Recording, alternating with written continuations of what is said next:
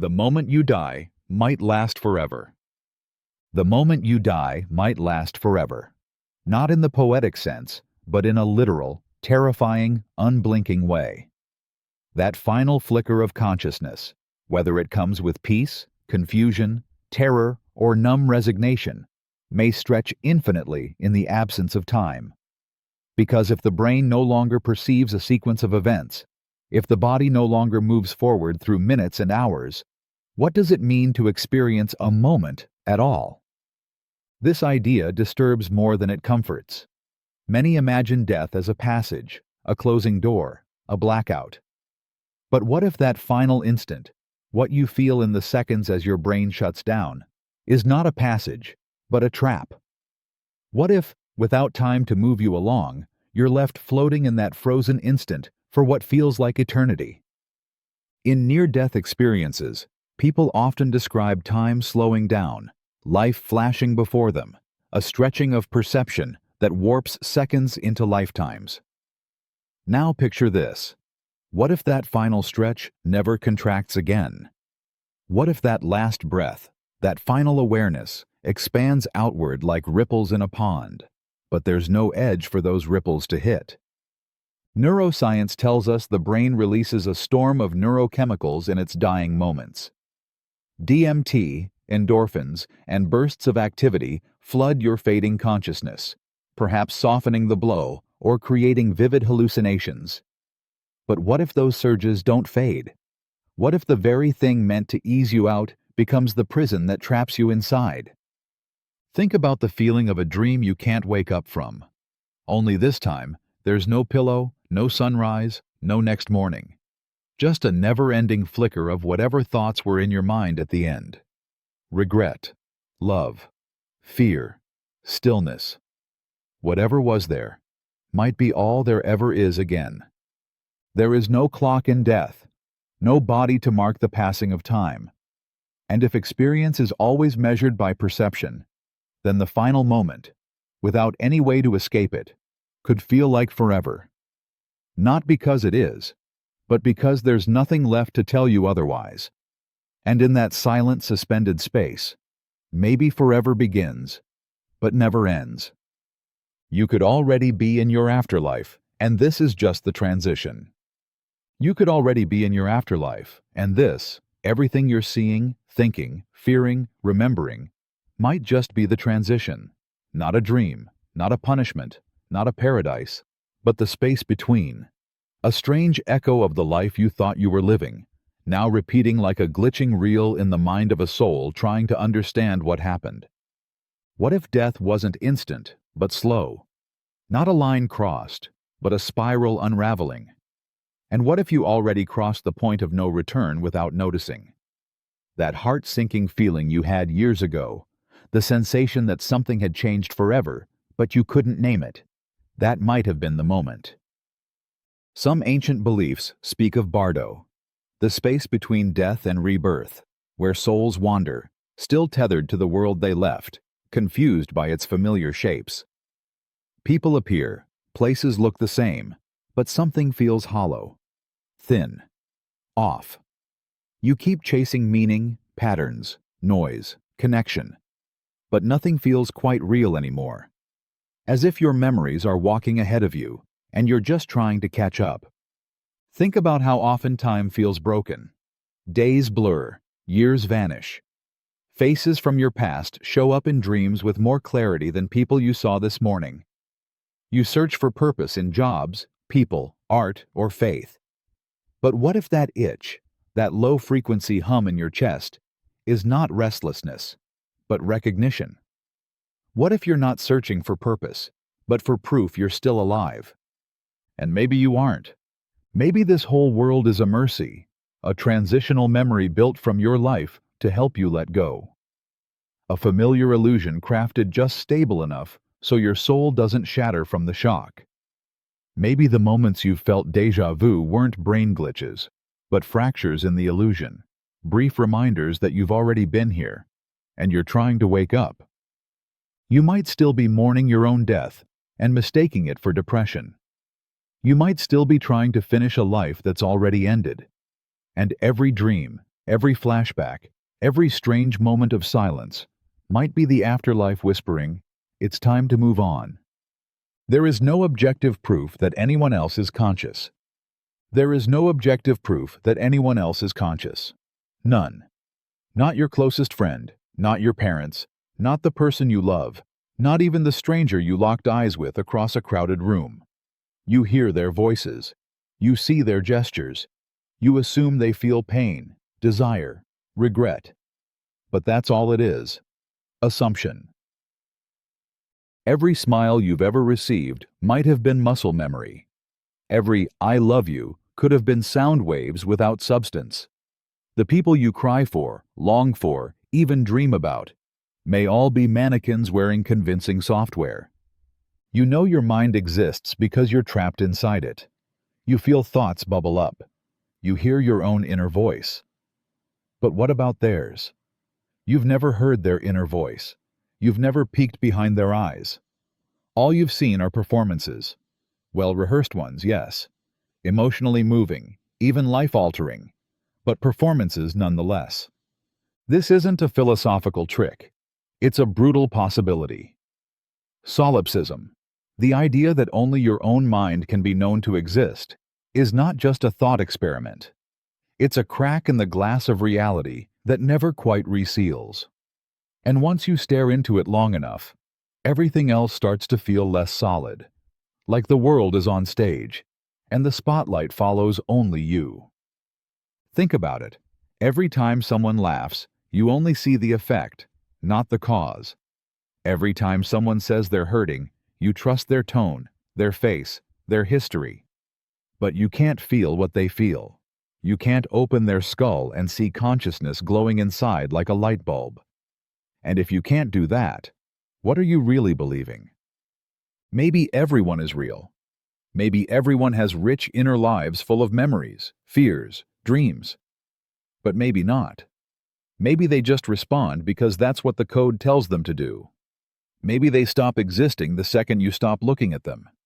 Maybe you're the only awareness trapped in a universe made to keep you company. And if that's true, if everyone you love is just an echo bouncing off your own mind, then what happens to loneliness when there's no one real to answer back? What happens to guilt? To empathy? To love? What if the only mind that has ever truly existed is yours, and the silence that follows is not absence, but confirmation? Your memories might be fabrications, stitched from stories you've heard, not lived.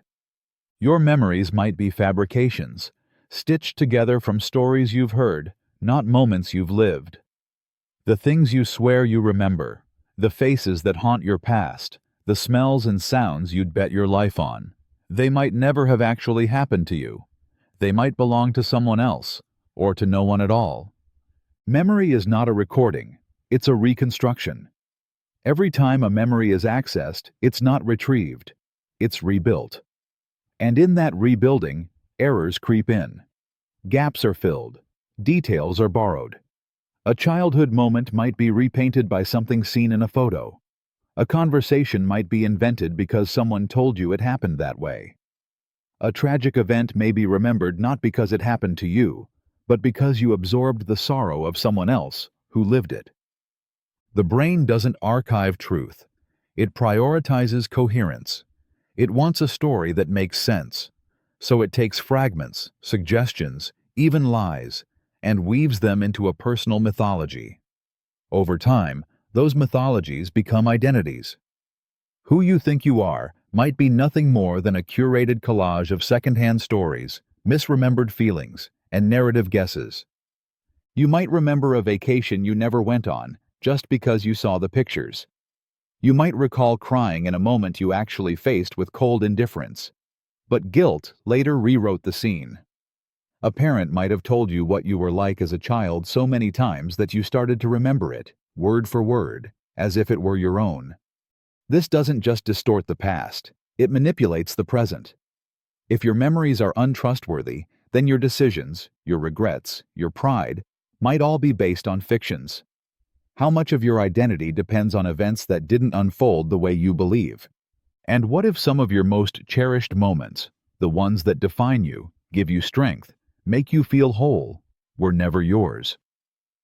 What if they were composites of films you loved, people you admired, or dreams you mistook for waking life? You could be grieving things that never existed, or protecting wounds that were never made. And in that quiet horror lies the deepest question. If your past isn't real, then what exactly are you made of? You might be the only real mind in existence. Everything else, simulation. You might be the only real mind in existence. Everything else, simulation. Not metaphorically, not in some poetic, isolated, misunderstood way, but literally, terrifyingly alone in a world that only exists because you are perceiving it.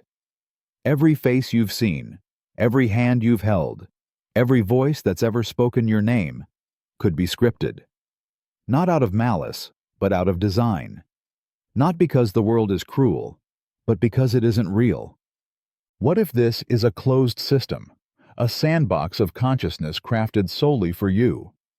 A reality projected around your awareness, like walls of smoke, reshaping themselves depending on where you look, what you expect, who you need. It would explain the eerie coincidences. The strange way certain things seem to happen just in time. The times you swear people reacted too perfectly, as if the world were responding to your inner life rather than unfolding on its own. Maybe others smile because the code tells them to. Maybe cities exist only as far as your feet have walked. Maybe the stars are just a backdrop, brilliant but hollow, meant to make you feel like you're part of something infinite. But in truth, the only infinity might be your own awareness, looping, questioning, searching for proof that it isn't the only thing here. Think of how easily dreams fool you, how characters in them act with emotion, urgency, and realism, how they scream, cry, laugh, and vanish. But the moment you wake, none of them existed. They were figments, functions, shadows pretending to be people. Now ask, how can you be sure this waking world isn't just a more persistent dream? Solipsism isn't just isolation, it's cosmic exile. It suggests that no matter how loud you scream, no one's really listening, that every relationship is an elaborate mirror, that love is just you echoing back at yourself in a mask. And worse, if this is true, you'll never know for certain. Because the simulation is perfect enough to keep you guessing. So you continue. You play along. You nod to the barista. You cry at funerals. You fall in love. All while carrying the silent fear that none of it is real, that none of them are real, and that this entire universe is just scaffolding, built for the one lonely mind still trying to find its maker. The future you dread might already be behind you, just forgotten. The future you dread might already be behind you, just forgotten.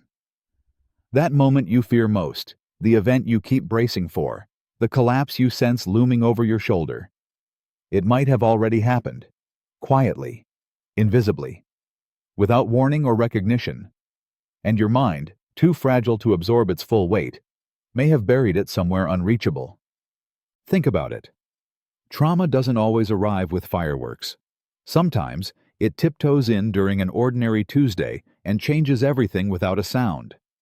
You didn't notice the shift, only the aftertaste. You started sleeping less, trusting less, hoping less, and you told yourself it was stress, aging, the world, anything, but the possibility that your collapse had already come. The human brain is wired to protect itself from unbearable truths. When the psyche senses a threat too large, it fragments, it edits, it delays. It might wrap a memory in fog and tuck it somewhere you'll never consciously reach, so that someday you're still fearing that confrontation, that breakdown, that devastation. It may have already arrived, and you just never fully processed it. Maybe that's why everything feels off, why laughter doesn't land like it used to, why certain places make your skin crawl without explanation, why you feel nostalgic for something you can't name. Maybe the pieces of the past didn't just fade. They were taken from you by necessity, to protect what little sense of stability remained. This realization twists the concept of time.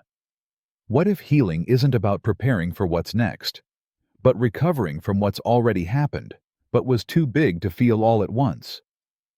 What if the anxiety, the hypervigilance, the sense of waiting, for a call, for a crash, for a cry in the dark, isn't about the future at all, but the body remembering what the mind refused to admit?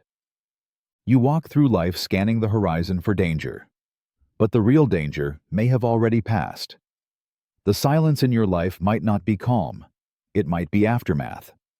And if the storm is already over, but you don't remember it, how do you ever feel safe again?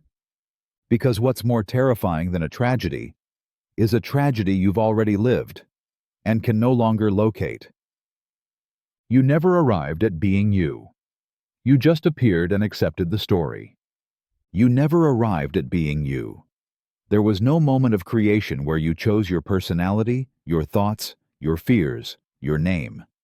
You just appeared. Mid-sentence, mid-story. In a body already shaped. In a world already spinning. With memories already forming before you had the awareness to question them. And instead of resisting, you accepted it all, as if it had always been true.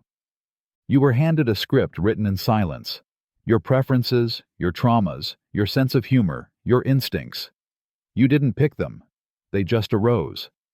You didn't decide to fear abandonment, or to smile at compliments, or to carry the weight of shame from things you couldn't control. It was just there, and you learned to live with it. And in time, you started calling that pile of reflexes, wounds, reactions, and inherited traits me. But what if the real you never had a chance to speak? What if you've spent your life performing a version of yourself constructed by invisible forces, parents, culture, biology, survival? The things you think define you might be scars you've mistaken for skin, habits that calcified into personality, coping mechanisms that hardened into identity. You never stopped to ask, who authored this version of me? Because the illusion was too complete. Your inner voice didn't come with a label. Your thoughts arrived sounding like decisions, even when they were echoes of someone else's expectations. Even when they were warnings from a childhood that taught you to flinch before asking questions. And so you grew into the story, like roots following the cracks in pavement. Not because it was true, but because it was already there. The more you played the part, the more convincing it became. The more you repeated the script, the more it felt like your voice. You've been trying to evolve inside a role you never auditioned for.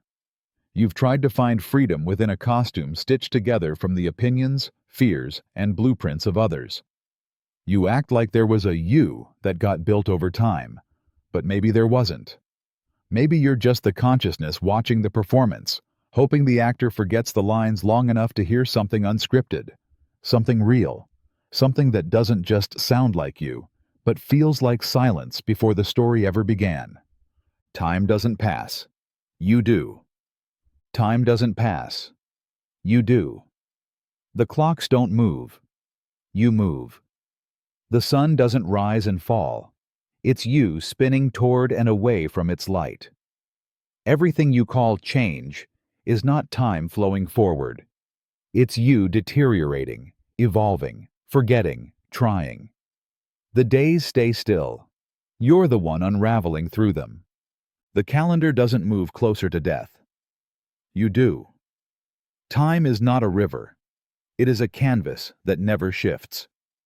You're the brushstroke smearing across it, moment by moment, breath by breath, believing the canvas is what moves, when really, it's your own fading motion that gives the illusion of passage. It's why a year feels different at 10 than it does at 30. Time doesn't speed up. You just get heavier. Each step forward carries more memory, more loss, more friction. Your body slows. Your mind loops. You begin to mistake repetition for acceleration. But time isn't changing. You are. The people you love don't disappear into the past. You walk away from them. They remain fixed in the timeline you left behind. They stay laughing in that kitchen, crying on that hospital floor, smiling in that doorway, frozen in a version of the universe where you no longer exist. They didn't move. You did. Your childhood isn't behind you, it's beneath you. You grew over it like rings inside a tree, layer by layer, memory by memory. But the little you, the unknowing, curious, soft version, is still in there. It didn't vanish.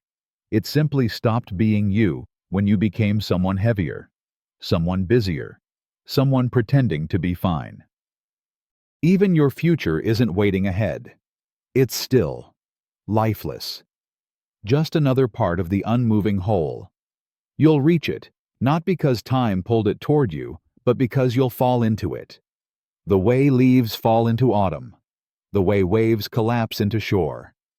Not because the world moves, but because you do. This is the terrible beauty of it all. Time owes you nothing. It doesn't carry you. It doesn't care. It just watches. It's not the tide. You are. And in the end, there is no past, no future, no momentum at all. Just you, wearing out the present as you pass through it, thinking it moved. You'll never know the exact second. Your innocence died. You'll never know the exact second your innocence died. It didn't go out with a scream. There was no ceremony, no sharp tear in the fabric of your mind. Just a slow, silent surrender to something heavier. One day, you were laughing without looking around first, and then, without warning, you weren't. Innocence isn't stolen. It dissolves. Not with violence, but with exposure. You saw something, heard something, felt something you didn't have the language for. Maybe it was a conversation you weren't meant to hear, a punishment you didn't deserve, a goodbye that never got explained. And something inside you, soft, bright, instinctively trusting, cracked. Not enough to notice, just enough to never be whole again. You kept walking, you kept laughing, you still believed in stories. But somewhere deep in the gears of your becoming, something slowed. You stopped asking certain questions. You stopped believing that love always stays, that adults always know best, that bad things only happen to bad people. You stopped assuming the world was built for your safety. Because one day, somewhere between cartoons and your first secret, you knew it wasn't. Maybe it happened when you realized people lie, and sometimes they never admit it. Maybe it was when someone you loved hurt you, and the apology never came. Maybe it was the first time you had to act like everything was okay when it wasn't.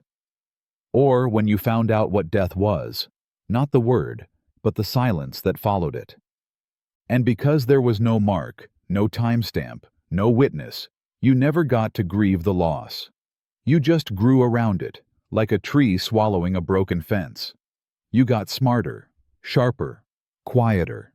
You learned to scan rooms before opening your mouth. You learned to expect less, to trust less, to need less. And people called it maturity. But it wasn't. It was armor. And now, sometimes, you look at a child, not for their joy, but for the terrifying knowledge that one day, they'll feel it too. That slow erosion. That momentless moment where the world no longer feels safe in its own skin. Where wonder doesn't disappear. It just forgets how to come back. If the universe forgets you, were you ever real at all? If the universe forgets you, were you ever real at all? If one day every word you spoke vanishes, every photo fades, every memory of you and every mind dissolves, did you truly exist? Or were you just a temporary echo, briefly mistaken for permanence in a world that never stops erasing? Existence feels solid only because others notice. You are seen, spoken to, remembered. But when those eyes close, when those voices fall silent, when no one recalls the curve of your laughter or the ache of your absence, what proof remains? If every fingerprint you left fades, every decision you made is undone, every place you stood is repainted by time, what then? The truth is haunting. The universe doesn't keep records. It doesn't write names in stone. Stars don't remember the people who stared at them. Oceans don't hold the weight of your footsteps. Even the earth, this ancient spinning vault, forgets its dead faster than it grows its trees.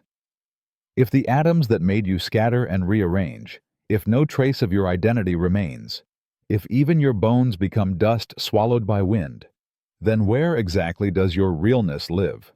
Maybe in stories. But stories die with the tellers. Maybe in love. But love fades in generations, diluted by newer connections, overwritten by new names. Maybe in impact. But even impact corrodes. Empires crumble. Languages vanish. Kindness gets buried beneath louder events. Eventually, someone will be the last to speak your name, and they, too, will be forgotten. And in that final silence, when not a single conscious being remembers you ever breathed, who were you then? Maybe reality isn't based on being, but on being witnessed. Maybe the self only exists in relation to the gaze of others. And if that gaze turns away, if it never returns, you vanish. Not in death, but in essence. Not just gone, but unmade. What if the most terrifying fate isn't death at all, but being erased completely? Not hated, not mourned, not even missed, just missing. Like a dream someone had and forgot before breakfast. A person-shaped ripple swallowed by a sea that never remembered you moved. Your happiest moment may have already happened, and you'll never feel it again. Your happiest moment may have already happened, and you'll never feel it again. Not like that. Not with that weightlessness. Not with that same purity. It slipped by you, maybe unnoticed, maybe halfway dismissed, maybe too wrapped in ordinary to feel sacred at the time. But now it lives behind you, locked in memory, blurred by nostalgia, unreachable no matter how fast you run toward it. It could have been something small. A sun-drenched afternoon when laughter came easy and time didn't press against your chest. The right song, the right person, the right silence. Or the moment you first felt completely seen, completely safe, before the world reminded you how fragile those things are. And it wasn't perfect, but it was enough. It filled you without asking anything back. You didn't know you were inside your peak until you'd already stepped out of it. And now everything since has been a quiet echo. You chase new versions of it in people, in places, in moments that almost feel right. But they're replicas. Beautiful, close, hopeful, but never that. You don't even know the exact moment it happened. You just carry the ache of its absence. A subtle mourning stitched into the fabric of your joy. You laugh, you feel good, but underneath it all, there's the whisper. This isn't it. That feeling, that knowledge, haunts. Because it means your life's most golden thread has already been woven, and nothing in front of you will ever feel as full, as effortless, as free. People tell you to look forward, to make new memories, to chase happiness like it's waiting. But deep down, you know, that specific magic has already burned. The moment has passed, and all that remains is the warmth it left behind, fading. And the cruelest part? You may not even remember it clearly. Maybe your mind didn't bookmark it. Maybe it was so ordinary it didn't seem worth holding. And yet, it changed you. And now, for the rest of your life, you'll be trying to return to a feeling you didn't recognize until it was already gone. Consciousness may be the glitch in biology that allowed you to realize you're trapped. Consciousness may be the glitch in biology that allowed you to realize you're trapped. Evolution shaped bodies to survive, to breathe, to fight, to reproduce. But something went wrong, or too right. Somewhere in the machinery of instinct and reflex, a spark caught fire, and from that flicker came awareness, not just of food or danger, but of time, of death, of self. And once that light turned on, it couldn't be turned off. You weren't just a body anymore. You were a witness to the body, a mind inside a cage it couldn't escape, watching the walls close in while smiling for photos. You became aware of every breath, and aware that there will be a final one. Every animal runs from death. But only consciousness makes you ask what it means. Only consciousness gives you the unbearable ability to wonder why. Why this life? Why this moment? Why you? And worst of all, why can't you stop thinking? Because the trap isn't the world. The trap is the awareness of it. The mind that can imagine endless futures, but is forced to live just one. The mind that can dream of immortality, but is tied to flesh that breaks. The mind that longs for meaning in a universe that offers none, and then punishes itself for not finding it. Biology wanted survival, but consciousness gave birth to dread, to nostalgia, to guilt. Now you carry wounds that don't bleed, fears of things that haven't happened, longing for lives you'll never live. You became a creature who remembers pain and predicts loss and names the ache in its own soul. And maybe that's the real malfunction. Not that you're trapped, but that you're aware you're trapped. That you're conscious of your mortality, your isolation, your questions, your end. That you see the bars of the cage and reach for keys that were never made. So you distract yourself. With love, with noise, with plans. But at 2 a.m., when the distractions fade, you feel it. That flicker, that glitch, that curse of awareness humming beneath your skin like static. Not pain, not hope, just the unbearable truth that something woke up inside you, and now it can't go back to sleep. Some of your best memories might have been implanted by trauma trying to protect you. Some of your best memories might have been implanted by trauma trying to protect you. Not fabricated with malice, but constructed like bandages, delicate, convincing, and designed to cover something you weren't ready to see. The mind doesn't always tell the truth. Sometimes it tells the version of the truth that lets you keep breathing. Trauma isn't always loud. It doesn't always show up in panic or pain. Sometimes it arrives in silence, in blank spaces, in the soft replacement of one memory with another, a smile instead of a scream, a quiet room instead of the words that broke you.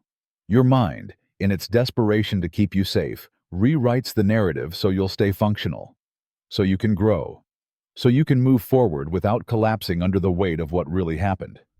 Think about the moments you've looked back on fondly, the ones that seemed too perfect, too framed. A day you remember laughing when you now know the house was full of tension. A hug that felt warm, but shouldn't have come from the person who gave it. A family dinner where everyone smiled, yet years later, you can't remember what anyone said. Sometimes, the silence around a memory is more revealing than the memory itself. Neuroscience has shown that memory is not a fixed recording. It's reconstructed every time you recall it. And the more pain buried underneath, the more your brain reshapes what it gives you. It edits, it glosses, it even inserts scenes to give the illusion of normalcy. Because in a world where the truth is too heavy, illusion becomes medicine. You might be holding on to moments that feel like anchors, moments that got you through. But what if those anchors were illusions? What if they were placeholders? A kindness your subconscious gave you because you weren't ready for the storm? And what does it mean if the joy you cherish is built on a version of events that never actually happened? It means your survival came at a cost. That part of you had to forget, distort, or misremember in order to keep the rest of you alive. You may never know which of your happiest memories were real and which were shields. But the fact that you're still here, that you made it through, that alone might be the only truth that matters, even if you don't remember how. The people who shaped your soul might not even remember your name. The people who shaped your soul might not even remember your name. The ones whose words carved valleys into your mind, whose presence rearranged your sense of worth, whose absence still echoes in rooms you've never revisited. They might have forgotten you completely. To them, you were a passing moment, a conversation they don't recall, a look they never meant to give. But to you, they became part of your architecture. Think of the teacher who saw something in you when no one else did. The stranger who showed you kindness on a day your heart was breaking. The friend who left without goodbye, leaving a question that shaped your ability to trust. These people live in you like scaffolding, somewhere deep, hidden under all the growth and noise. But if asked, they might hesitate, struggle, fail to place your face. You became a ghost in their timeline, while they became a cornerstone in yours.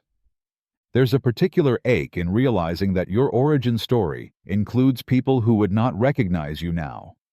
People who gave you tools, or wounds, or ideas that became the compass of your adult life. And yet, for them, it was nothing. A slip of memory, a background scene, a chapter they never reread. You carry their fingerprints on your mind like sacred imprints, and they carry nothing. Not a thought, not a trace. The person you still speak to in your head might have stopped speaking your name years ago. And when you try to make peace with their absence, it's like arguing with smoke. You were changed forever. They simply moved on. It makes you wonder how many souls you've shaped unknowingly. How many people walk around with pieces of you embedded in their story, and you have no idea. A joke you told that made them feel seen. A glance that made them feel small. A decision that taught them to walk away from people like you. You don't remember, but they do. Or maybe they did. Until even that faded too. And that's the tragedy of being human.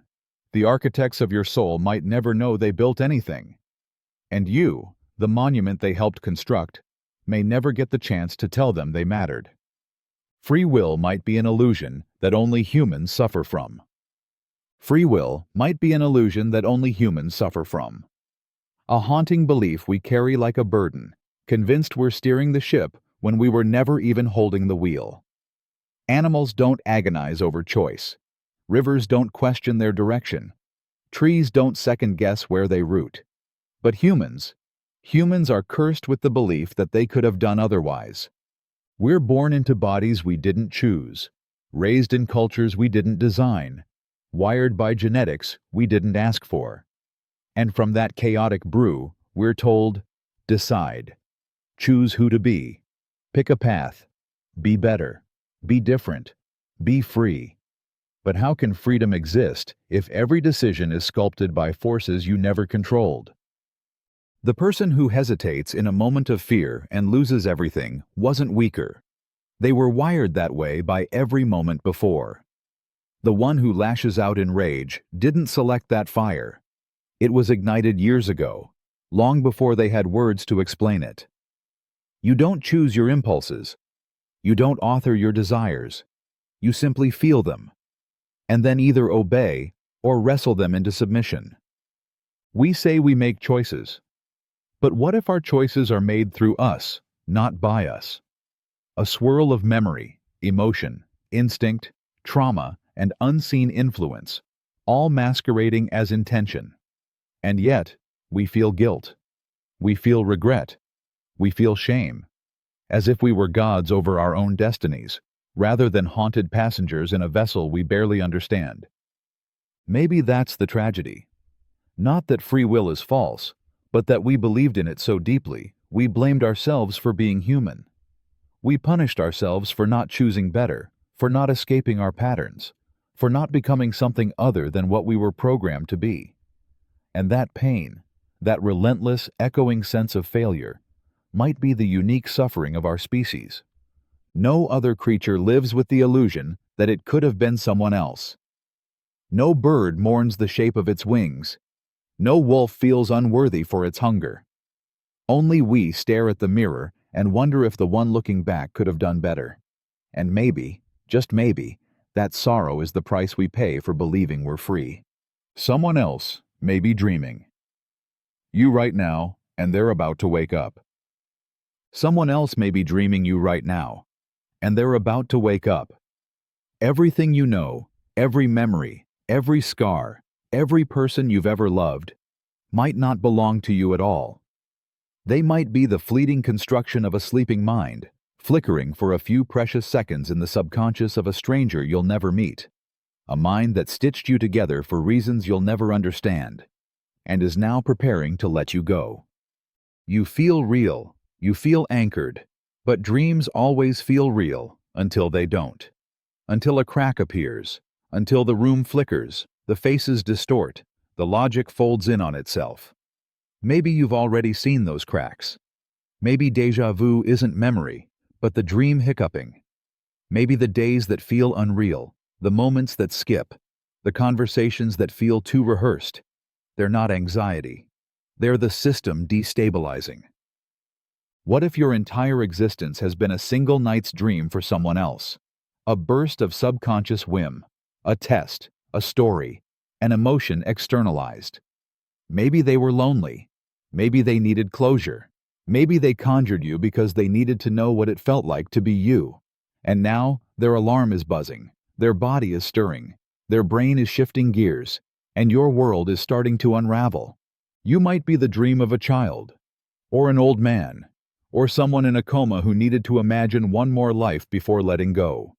And what you've come to know as pain, love, laughter, trauma, it was all imagined, but it became real the moment you started feeling it. The moment you mistook the dream for a home.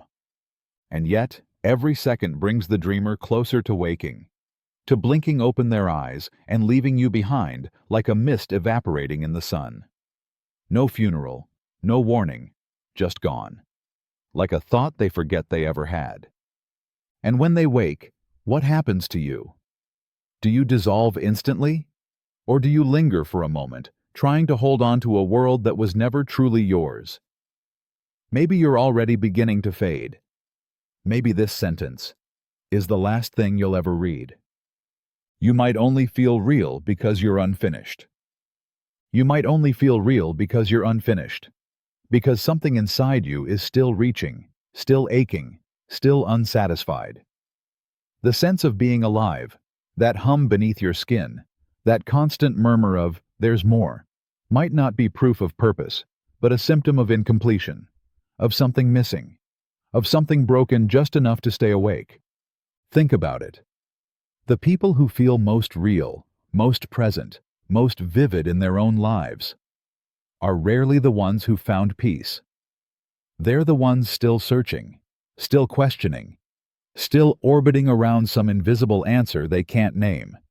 That gnawing sensation, that feeling of being almost, it keeps you grounded in yourself. It's what lets you feel the sharpness of time passing. It's what makes joy rare enough to matter and sadness deep enough to echo. Maybe you don't exist in spite of your confusion, but because of it. Maybe identity doesn't solidify until the story ends, until the curtain falls. And as long as you're in motion, as long as your soul is still editing the manuscript, you get to feel real. You get to wonder, to suffer, to hope. You get to be. But what happens when you're done? When the longing stops? When the story feels complete? Do you still feel like you? Or does the weight of your own questions disappearing make you vanish too? Maybe that's why the happiest people sometimes feel like ghosts. They've stopped chasing. They've stopped scratching at the surface. They've made peace with the silence. And in doing so, stepped quietly out of the frame. We often fear being broken, but maybe it's the cracks that let in the light and the mirror. Maybe the fracture is what reflects you. Maybe if you were whole, seamless, perfect, you'd stop needing to think, to ache, to wonder if any of this matters. And in that numb completeness, you'd fade. So what if you're not meant to be finished? What if this haunting feeling of almost is the soul's way of staying awake? What if the very thing you call yourself is just the echo of something still becoming? And it's the emptiness, not the fullness, that makes it feel real? Your idea of self is made of everything, not you. Your idea of self is made of everything, not you. The voice you think is yours was built from the words of others. The beliefs you defend were borrowed from books, parents, strangers, accidents. Your identity, this thing you cling to as me, is a collage of echoes, a museum of reactions, A mirror reflecting 1,000 fingerprints, none of them your own. From birth, you absorbed how to walk, how to speak, how to laugh in just the right way so others would laugh back. You learned what was beautiful by watching who was praised. You learned what was shameful by seeing who was punished. And in the spaces between approval and rejection, you built a version of yourself that would survive. That would be loved. That wouldn't be left. You carry your father's silence, your mother's worry, the stranger's judgment, the teacher's disappointment, the lover's desire. You carry fears that were passed down, not born. Preferences shaped by what was safe, not what was true. Even the way you move your hands when you talk might be borrowed, imitated, stored unconsciously because once, long ago, someone smiled when you did it. You are an amalgamation of reactions to things that weren't you. Every insult you internalized, every compliment you chased, every time someone looked at you like you mattered, or like you didn't. You stitched it all into a story and called it identity. But when you peel it back, when you dig under the habits, the opinions, the memories, the name, what's left? Maybe nothing. Maybe everything. If your self is made of things outside of you, then who are you when no one's looking?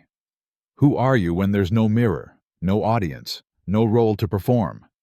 When you're not being a daughter, or a friend, or a lover, or a student, or a success or a failure, what remains? A quiet presence, or a void?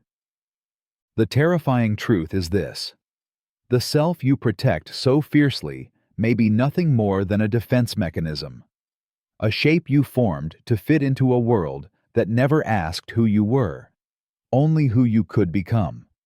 And the longer you wear it, the harder it is to tell where the mask ends, and if anything real was ever underneath.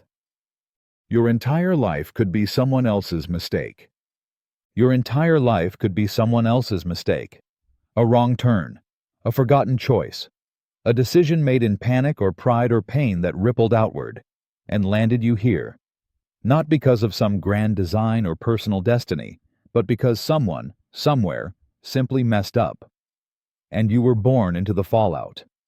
Maybe it was a moment your parents never meant to happen, a night they don't talk about, a pregnancy that was never part of the plan, or a breakup that didn't go through, a job not taken, a train not missed, the silence of a phone call never made, something tiny, insignificant, a crack in the pavement of someone else's road. And you were the flower that grew through it, unexpected, uninvited, and unaware. You were raised in the shadow of decisions you never made. Maybe you were loved deeply. Maybe you were forgotten early. Maybe you were treated like a gift. Maybe like a burden. But all of that, the smiles, the violence, the tenderness, the neglect, it might have nothing to do with who you are. It might have been inherited chaos. Echoes of other people's confusion projected onto you. The belief that life is yours is a comforting lie. But what if you're just walking the perimeter of someone else's error? A soul misplaced, a name scribbled on the wrong file, a mind growing roots in soil meant for someone else entirely. It would explain the dissonance. The way your life sometimes feels misaligned, like you're wearing clothes sewn for a different body. The way joy slips through your fingers just when it starts to feel familiar. The way purpose seems to hover above your head but never quite lands. It's not that you're broken. It's that maybe the story was never meant to be yours to begin with. And yet, you live it. You carry it. You build meaning from the rubble. You grow gardens in the ruins of decisions you had no part in. But in the quiet hours, when everything stops moving, a question might echo through your chest. What if I was never supposed to be here? What if this life was never mine? Just what was left over after someone else's world cracked open? You may never know the purpose of life, because there isn't one. You may never know the purpose of life, because there isn't one. Not hidden, not waiting, not cosmic, just not there. All the searching, all the aching, all the whispered prayers in dark rooms and shouted questions into the night sky may never be answered, not because you're not listening hard enough, but because no one's speaking back. The universe doesn't explain itself. It expands. It burns. It breaks. It births stars and erases worlds without motive, without reason. And in the middle of all that noise and silence, you were born. A creature wired for meaning, for story, for pattern. A creature that cries out, "Why am I here?" to a cosmos that only replies with "You are." Purpose is something we invent after the fact.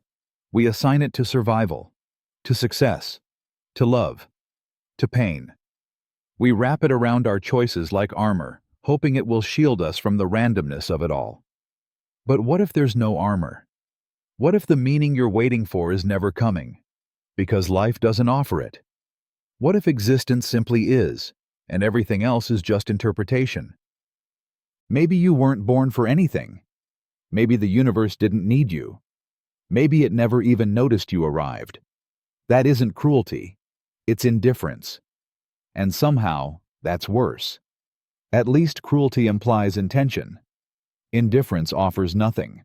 No closure, no enemy, no salvation.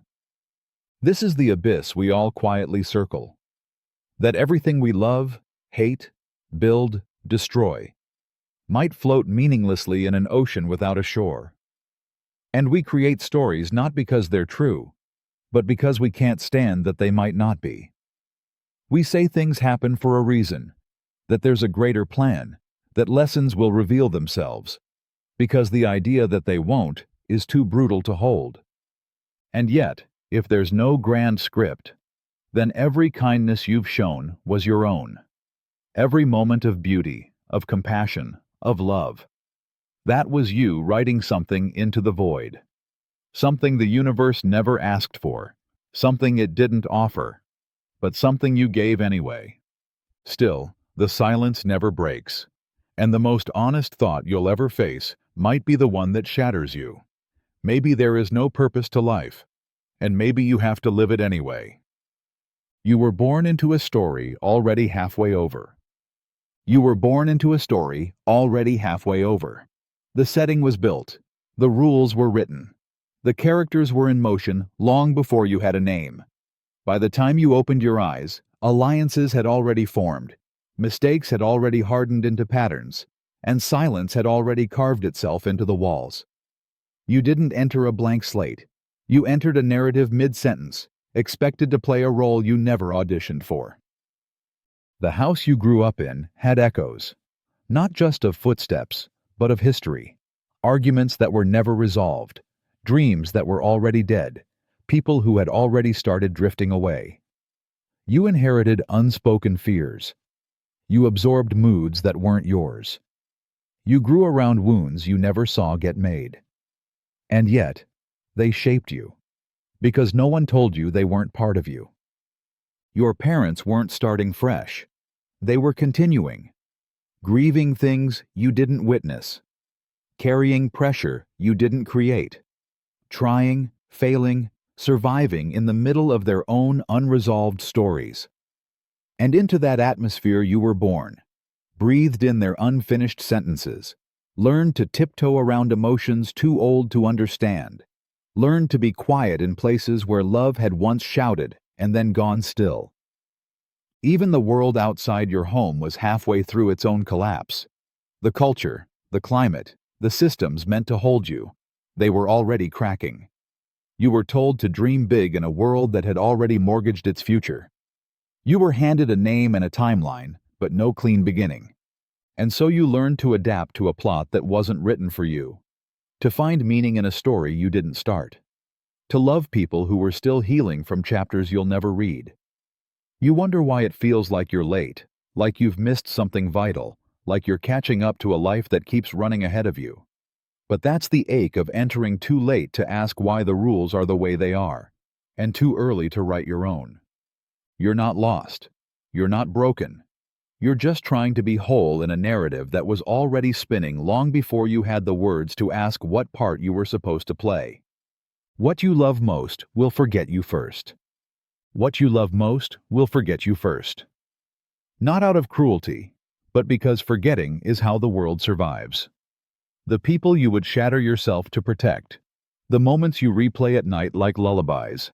The places that felt like home even after they crumbled. None of them will hold on to you the way you hold on to them. Memory is not a vault, it's a sieve. It doesn't keep what matters. It keeps what survives the flood of time, emotion, and repetition. And often, the things that mattered most to you mattered only briefly, faintly, or not at all to the ones who were there with you. The hug that saved your life might have been routine for them. The person who taught you how to love might not even remember your name. You will whisper their names in your mind for years while they struggle to recall your face. You will hold their words like sacred relics while they forget they ever said them. And one day, you might see them again, and they will smile at you like a stranger. Because to them, you are. What you love most exists in your blood like scripture. But in theirs, it was just a chapter, maybe a page, maybe just a sentence. The house you dream of returning to every year may already be torn down in someone else's memory. The love that broke you might be something they don't even talk about anymore. You carry them, but they walk without you. This is the quiet horror of loving deeply in a world built on forgetting. That the things that stitched your soul together might not even register as a thread in someone else's life. That the fire inside you could be nothing more than warmth they've long moved away from. It forces a haunting question. Was the connection ever mutual? Or did you just feel it more? Did you love more? Remember more? Need more? And if the answer is yes, then maybe what you love most didn't leave you. Maybe it just never stayed in the first place. Because what you love most doesn't always anchor to you. It doesn't promise permanence. And when it fades, it doesn't say goodbye. It just forgets. Quietly. First, the longer you live, the more people you become, and none of them get to say goodbye. The longer you live, the more people you become, and none of them get to say goodbye. Every version of you, every age, every chapter, every private rebellion or quiet heartbreak, lives only for a season. Then, without ceremony, they vanish. And all you can do is carry their memories like old photographs, unsure if you're honoring them, or just pretending they still belong to you. You've been 100 different selves by now. The one who laughed too loudly, the one who trusted too quickly, the one who believed love was forever, the one who thought pain was temporary, the one who stayed silent when it mattered most, the one who screamed when no one was listening. They all walked this world in your skin. They all lived full lives inside of you, until they were outgrown. But they didn't leave. They were overwritten, silenced, left behind without farewells. You never got to thank the version of you who got through that first loss, or the one who finally walked away, or the one who stayed up nights trying to feel real in a world that moved too fast. No funeral, no closure, just time moving on, demanding new identities, new masks, new strength. Sometimes you miss them, not consciously. It's more like a shadow under your ribs, a grief you can't name. You pass a place that meant something to someone you used to be, and suddenly you're haunted by a nostalgia that doesn't quite fit anymore. It's not for the world, it's for you. The you who lived there. The you who hasn't spoken in years. And maybe the hardest part is this. Those past versions of you only existed for you. No one else knew them the way you did. No one else saw the small battles, the silent victories, the quiet letting go. The world didn't stop to acknowledge when they faded, but you felt it. You always feel it.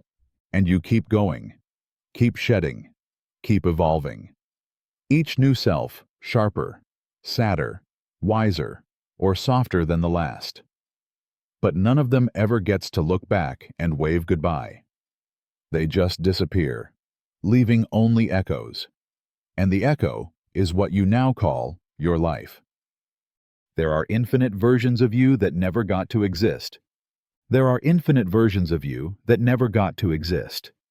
Versions shaped by the tiniest shift, the conversation you didn't have, the decision you delayed by 5 minutes, the street you didn't cross, the person you almost became.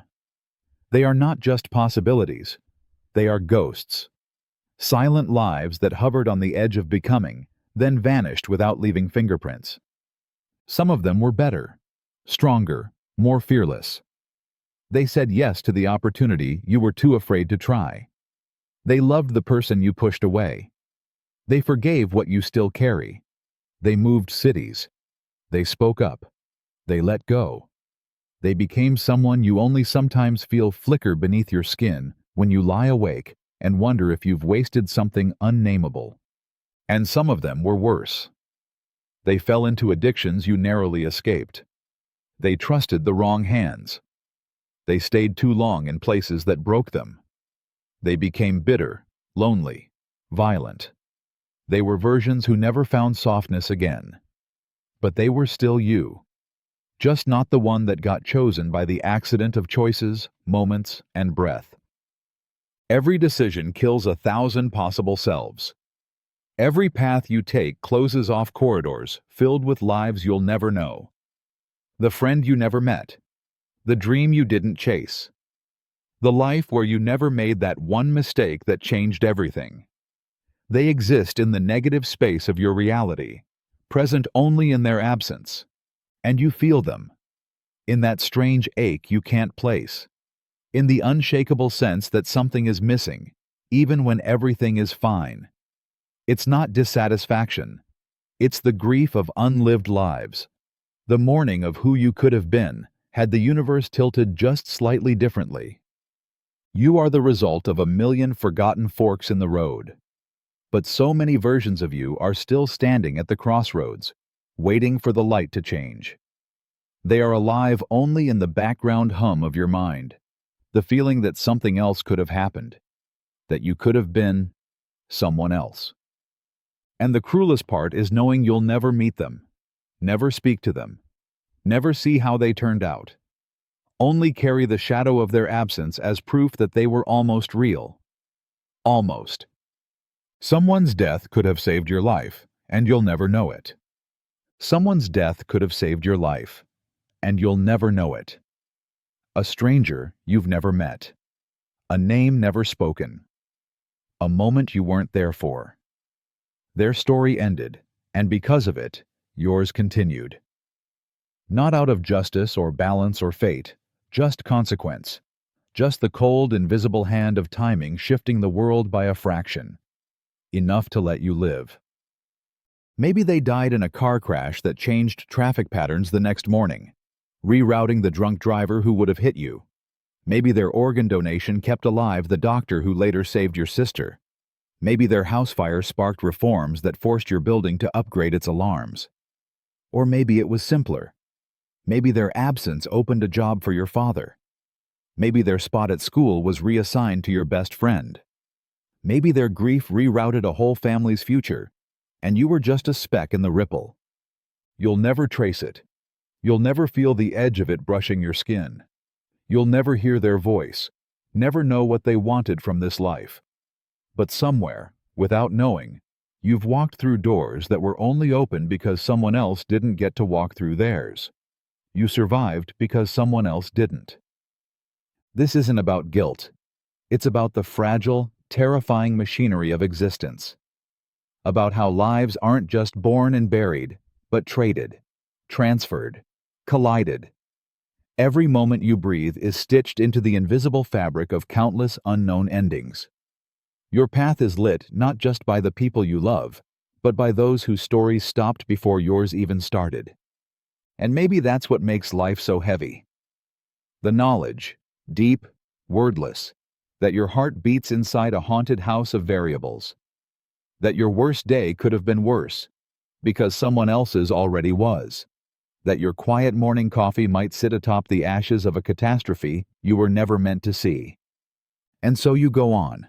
You live. You laugh. You forget. But in the stillness, There's a whisper you'll never fully understand. You are here because someone else isn't. And you'll never get to thank them. You'll never even know their name. You've believed in illusions longer than you've believed in truth.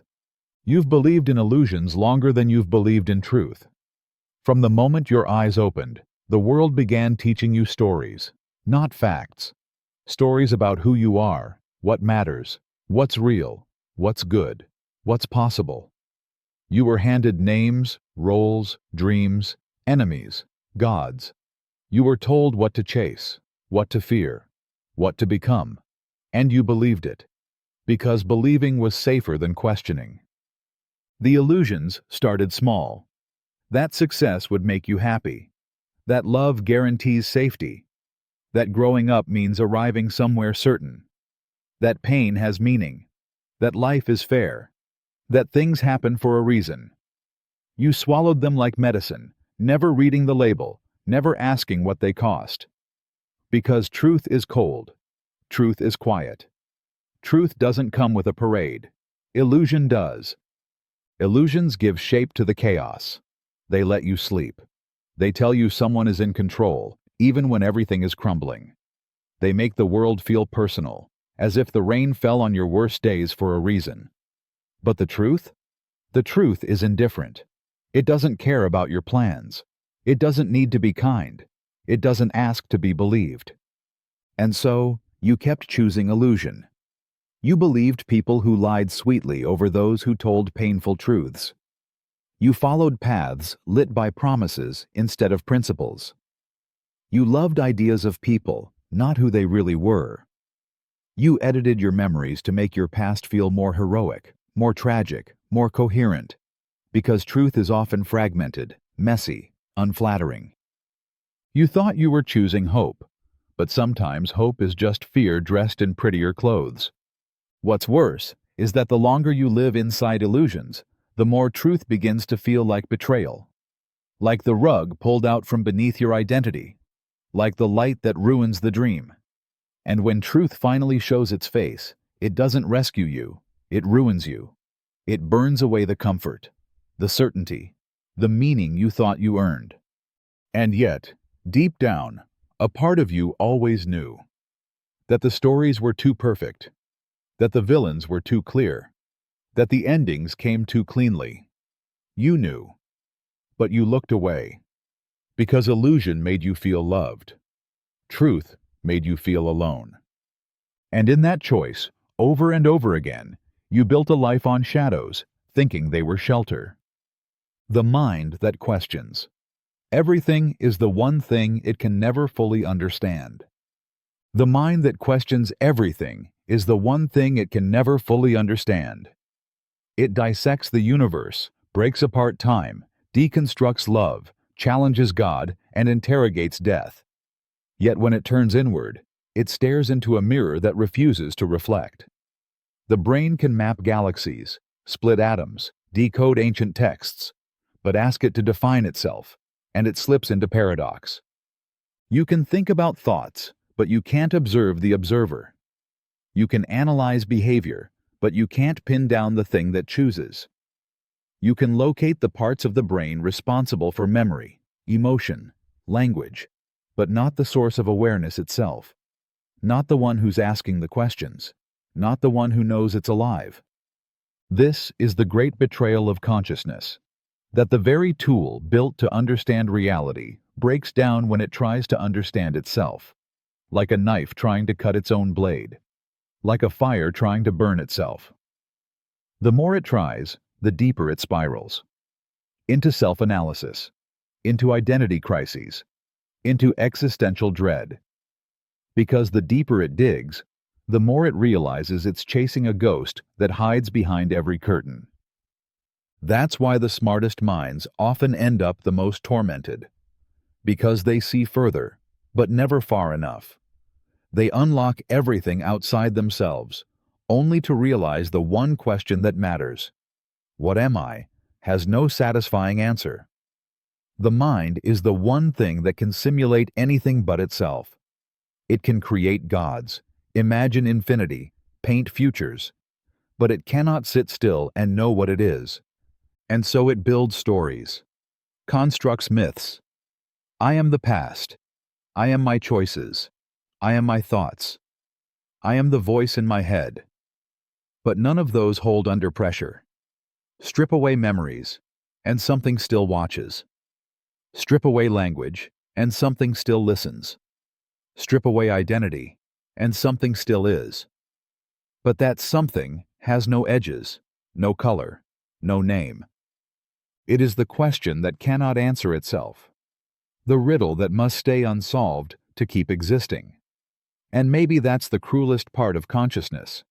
Not that it's alone, not that it suffers, but that it knows it's in the dark and still can't turn the light around to see itself. You might have already met your soulmate and walked past them. You might have already met your soulmate and walked past them, not with heartbreak, not with fireworks, just silence. A missed glance, a conversation that never started, a moment so ordinary it disappeared, and with it, the life you never got to live.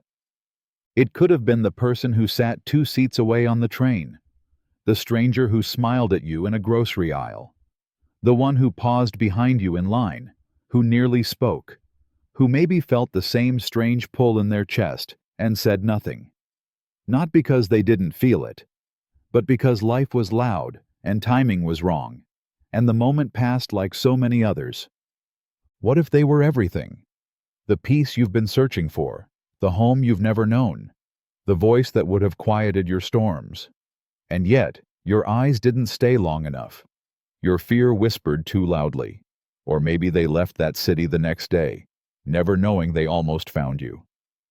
The terrifying truth is this: soulmates don't always come with signs. Sometimes they show up dressed like strangers.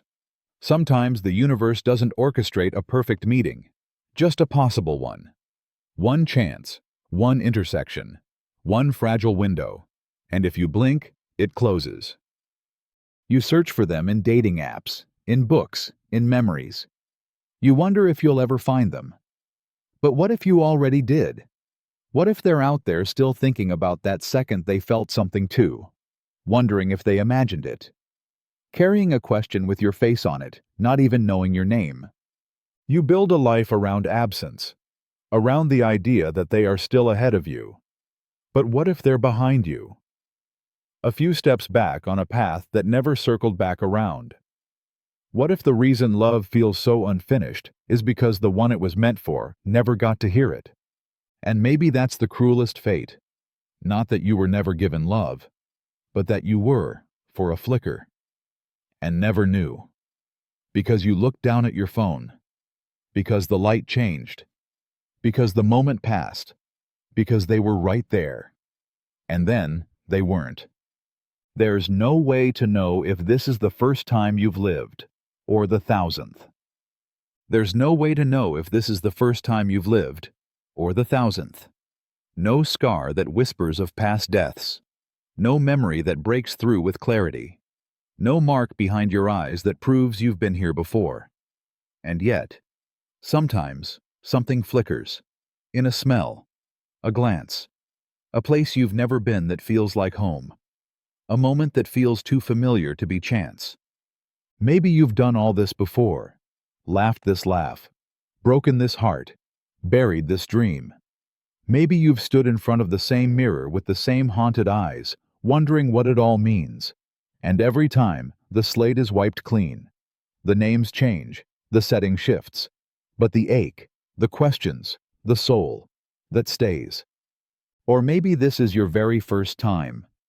Maybe you're still wide-eyed in the great cycle of existence, still fumbling, still raw, still feeling the sharp edges of life without the calluses time builds. Maybe the reason everything hurts so deeply is because your soul hasn't formed its armor yet, because this is your first plunge into the fire.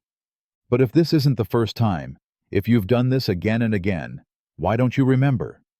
What cruel system would strip you of your own history, force you to relearn grief, rediscover hope, reopen the same wounds with different names? And worse, what if you do remember, but only in fragments? What if your deepest fears, your strangest dreams, your strongest instincts are echoes of other lives, muted and half buried in the noise? Maybe the reason you're drawn to certain people is because you've met them before. Maybe the reason you fear certain places is because you've died there.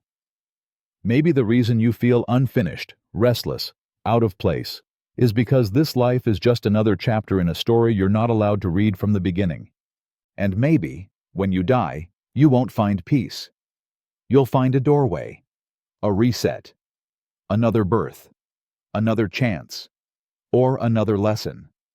And you'll forget again. Just like always. There is no confirmation, no evidence, just the echo of a question that refuses to fade. Have I been here before? And a voice deep inside that answers quietly, yes, but not like this. You never really make choices, just carry out patterns too complex to see. You never really make choices, just carry out patterns too complex to see. Every decision you've made, every path you think you chose, might have been a reaction, a loop, a signal echoing from your childhood, your trauma, your habits, your wiring.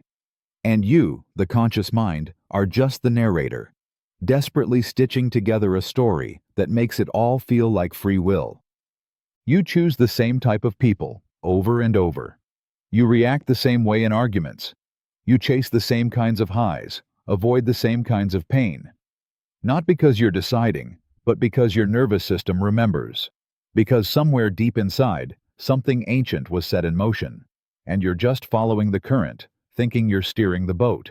Even the moments that felt bold, the job you quit, the love you confessed, the life you left behind, those too were probably the result of pressure building quietly in patterns you couldn't detect. A culmination of thousands of micro-influences, layered beliefs, chemical tendencies, and survival responses. And when the moment came, you acted, not freely, but inevitably.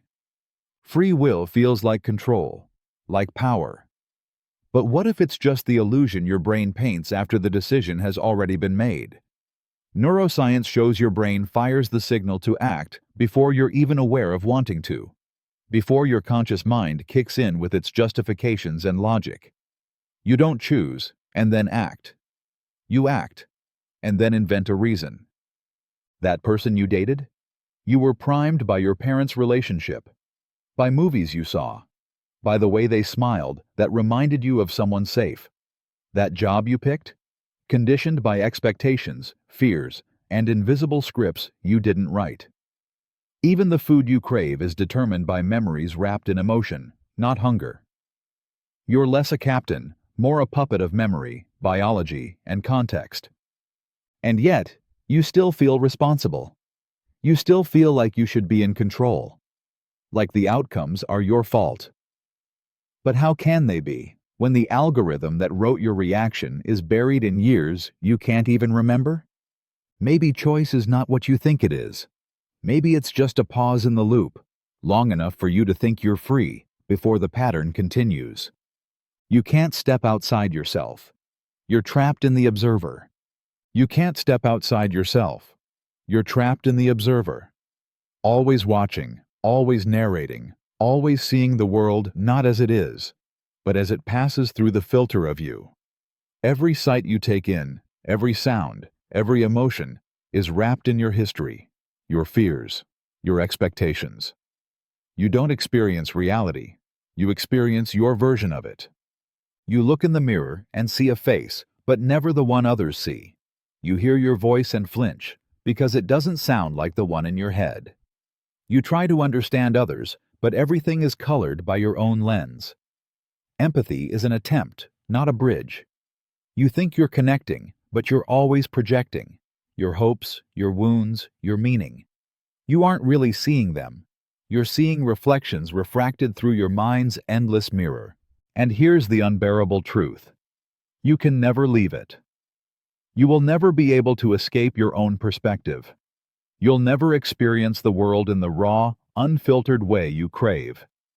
You'll never truly know what it's like to be another person, to live inside their skin, to think with their brain. You can study their body language, learn their patterns, memorize their speech. But you'll never feel their fears the way they feel them. You'll never see their childhood through their eyes. You'll never know what your own face looks like in someone else's memory. You are the only constant in your universe. You are the camera that never turns around, the narrator that never dies. And even when your thoughts grow still, there's still you, watching the silence, noting the absence, cataloging the stillness like a ghost inside its own house. Meditation doesn't free you from it. Psychedelics might bend the walls, blur the lines, but even then, something inside you is witnessing it. Always watching, always there. Even sleep isn't a true escape. It's just the observer dimming the lights for a while. And maybe the most tragic part is this. No one else can ever fully see you either. They'll see your actions, your face, your voice, but not the storm behind your eyes, not the layered thoughts stacked behind every silence, not the weight of watching your own life like a movie you can't pause, rewind, or step into. You are both the prisoner and the guard, the storyteller and the one begging to be told something real. But you will never stand outside yourself, never look through anyone else's lens. You are forever inside the cage of you. Your identity is just the echo of your surroundings. Your identity is just the echo of your surroundings. Not something born from within, but something reflected back at you, again and again, until you believed it was yours. The way you speak, the way you walk, the way you laugh when nervous or shrink when threatened. It was shaped by the room you were in, the faces you wanted approval from, the silence you learned to fear. You think you are a singular you, sculpted by will and choice. But the truth is colder. You are an accumulation of glances, rejections, praises, and expectations. You are the voice your parents spoke in, the posture you mimicked in school to avoid standing out, the opinions you absorbed from your peers so you wouldn't be alone. You are a response to everything that happened around you, and to you. If you had been raised in a different country, by different people, with different values and fears and gods, you would have a different name, a different laugh, a different soul. And yet, you would still call it me. That's the trick. The illusion that the mask you wear feels like skin, only because you've worn it long enough to forget what your face looked like before. And when the world around you changes, so do you. Your confidence, your humor, your warmth. It shrinks in cold rooms and blossoms in safe ones. You aren't a fixed being. You're a mirror. Sometimes polished, sometimes cracked, always reflecting whatever stands in front of you. And when no one is there, you vanish. You don't know who to be when no one is watching. You don't know what to feel when no one is expecting anything. You become silence in a room waiting to be filled.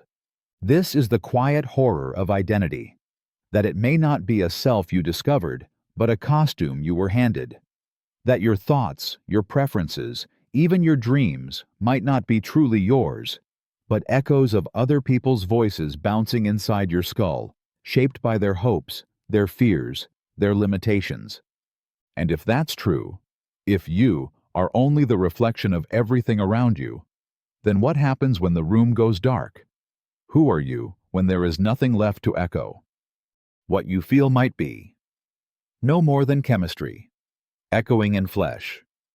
What you feel might be no more than chemistry, echoing in flesh.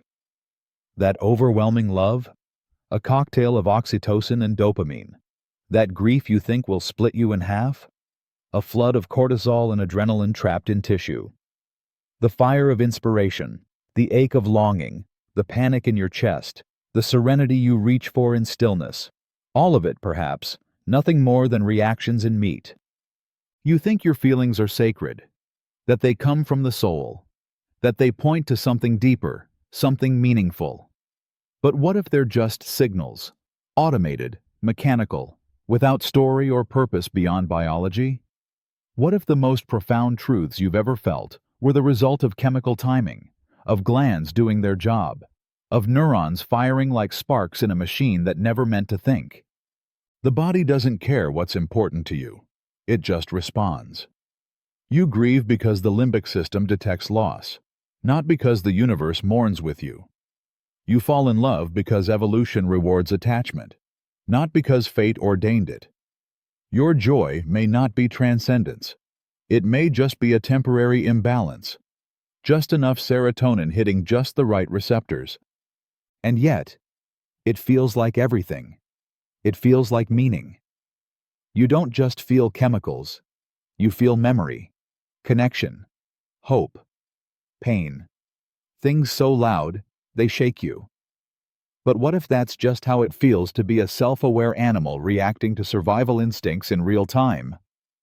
This is the ache of being human, knowing that your suffering doesn't necessarily mean something is wrong, that your joy doesn't guarantee anything is right, that your emotions aren't messages from some higher realm, but impulses from an ancient machine wired to keep you alive in a world that no longer resembles the one it evolved for.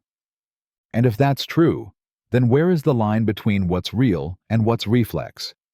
Between what you choose to feel and what your body simply decides for you? What if the truth is unbearable? Not that you are broken, not that you are unfeeling, but that every feeling you've ever had might be nothing more than echoes bouncing through blood, never touching anything deeper than skin. Every person you love is just a temporary arrangement of atoms. Every person you love is just a temporary arrangement of atoms. Nothing more. Not souls etched in light, not timeless beings. Just stardust held together long enough to smile, to bleed, to say your name, and then collapse again into the chaos they came from. The hands you hold, the voice that comforts you, the eyes you get lost in. They are all fragile patterns. Beautiful, fleeting accidents of matter. You fall in love with patterns. You give your heart to faces sculpted by chance. But beneath every laugh, every touch, every shared memory is a body that's already unraveling. Skin cells dying, neurons rewiring, hearts ticking down. They are always disappearing, even while they hold you. And that means love is not just a feeling, it's an act of defiance. You are loving what will leave. You are bonding with something that was never meant to last. You build your world around people made of dust, knowing full well that dust is what they will return to. One day, they will go. Slowly or suddenly, through death or distance or change. They will dissolve, and you will be left trying to remember the shape of them before they were gone. Even now, the version of them you carry in your mind is already outdated. People change every day. Thoughts, cells, scars, memories. The person you fell in love with last year is not the same as the one standing in front of you now. And yet, you love through the shifting, through the erosion, through the vanishing. But the hardest part is this. Not only are they a temporary arrangement, you are too. And so is the love between you. Two ephemeral storms crossing for a moment in an endless sky, trying to mean something before they fade. We talk of forever, but there is no forever. Only now. Only this breath, this glance, this warmth. And behind all of it, the truth pulses like a quiet hum. What you love is already disappearing, and so are you. Every embrace is borrowed. Every kiss is mortal. Every connection is the echo of atoms holding hands before they let go. Your laughter could be the coping mechanism of an organism screaming inside. Your laughter could be the coping mechanism of an organism screaming inside. A reflex, a mask, a survival instinct dressed in sound. You think it's joy, lightness, humor, connection. But sometimes it's camouflage. Sometimes it's a desperate noise made by a mind trying not to fall apart. Laughter is strange. It explodes out of us in pain, in shock, in fear. We laugh at funerals. We laugh when we confess our worst mistakes. We laugh when there's nothing else left to say. Why?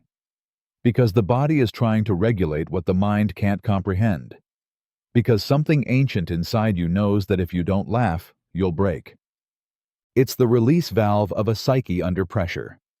The way your nervous system says, "We can't hold all of this," so it shakes it loose, with sound, with breath, with a noise that tells the world, and yourself, that it's okay, even when it isn't, especially when it isn't. You've laughed in rooms where your heart was breaking. You've smiled in moments when your world was crumbling. You've joked when you felt empty. Not because you're numb, but because your biology needed a disguise. It needed a way to make the unbearable tolerable. The human brain is a master of deception. It will trick you into laughing when you want to scream, into joking about things that once tore you in half, into using sarcasm like armor, self-deprecation like sedative, absurdity like anesthetic. And when people say you're so funny, they never hear the sound of the scream hiding underneath. They don't see the exhaustion behind the punchline. They don't notice that your wit is a blade sharpened by sorrow. But you know. You've heard yourself laugh in the dark. You've felt it bounce inside your ribs like something unnatural. You've wondered if maybe you're not actually fine, but just highly skilled at making it look like you are. And maybe that's the most terrifying realization of all. That what the world sees as your lightness might really be the smoke of something burning silently inside you. That your laughter isn't proof of happiness, but the echo of a soul trying to outrun the scream. You'll never know how many people died just so you could live. You'll never know how many people died just so you could live. Not metaphorically. Literally. Entire bloodlines ended so yours could continue. People forgotten by name and buried in unmarked graves. Generations of suffering, starvation, heartbreak, and war, all quietly paving the road that led to you. You exist because someone else didn't make it. Someone else's story stopped, and somehow yours began. Your ancestors fought through plagues, fled burning cities, lost children in childbirth, were silenced in wars, beaten into obedience, worked to exhaustion, and still, somehow, survived long enough to give breath to the next fragile link in the chain. And then another. And then another. Until eventually, without your permission or awareness, you became the endpoint of that unbroken thread. But not all of them made it. Not every child born lived long enough to cry. Not every lover got to grow old. Not every dream was realized. Many were erased before they even began. Names lost to time. Stories swallowed by silence. They never got to feel what you feel now. They never got to wake up in a safe place, to complain about trivial things, to wonder what their purpose was. They were too busy trying not to die. And still, death was what most of them found. In dark forests, in broken homes, in ships that never docked, in decisions made by others, in famines, in revolutions, in ordinary moments that never got a second chance. And through those deaths, through that immense and invisible loss, the narrow path to your life was cleared. You were never told their names, you were never shown their faces. But somewhere, someone stepped into danger so you wouldn't have to. Someone gave up their food, their place, their safety. Someone was lost so you could be found. And you'll never know who, or how many, or what could have been if even one breath had gone differently. You are the result of their silence, their suffering, their vanishing. You don't remember them, but you are made of their sacrifice. And the terrifying beauty is this. One day, you too will be gone, and someone else might live because of it. And they too will never know. Some of your deepest thoughts are just echoes of someone else's voice. Some of your deepest thoughts are just echoes of someone else's voice. The convictions you hold sacred, the doubts you whisper only in the dark, the cruel things you say to yourself when no one's listening. They might not be yours at all. They might belong to a parent, a teacher, a lover, a bully, someone who spoke once, years ago, and never left your mind. That voice that says you're not good enough? It might have first belonged to a tired father with sharp eyes. The one that questions whether you're lovable? It might be the aftershock of being ignored by someone you would have burned for. The thought that success equals worth, that you must always prove yourself, that being soft is weakness. These may be inherited myths, spoken into you before you knew how to protect yourself. You hear them now in your own tone, in your own rhythm. But that doesn't make them true. That only makes them familiar. And the brain clings to familiarity like it's truth. If you've heard something enough, it becomes a part of your internal architecture. It doesn't need to be real. It only needs to be repeated. So the thoughts that shape your identity, your worldview, your sense of self, might be nothing more than absorbed programming. Leftover language from people who didn't know they were writing code into you. Maybe they were hurting. Maybe they were careless. Maybe they thought they were helping. But they planted phrases like seeds. And now those roots tangle your thoughts without your permission. You think it's you who's critical, you who's fearful, you who never feels like enough. But what if it's not? What if you've been mistaking someone else's voice for your own this whole time? The terrifying part isn't that these thoughts exist. It's that you've built your life around them. You've made decisions based on them. You've stayed small because of them. You've tried to change yourself for them. And all the while, they may have never belonged to you in the first place. You just internalized the echo and called it a belief. You've misremembered more than you've remembered. You've misremembered more than you've remembered. The story you call your life, those childhood scenes, those teenage nights, those moments that define who you think you are, much of it might be wrong. Not lies, just corrupted files. Memories bent by time, by emotion, by repetition. A mind trying to reconstruct the past, not with precision, but with feeling. Memory isn't a vault. It's a sketch drawn again and again, each time slightly altered by the hand holding the pencil.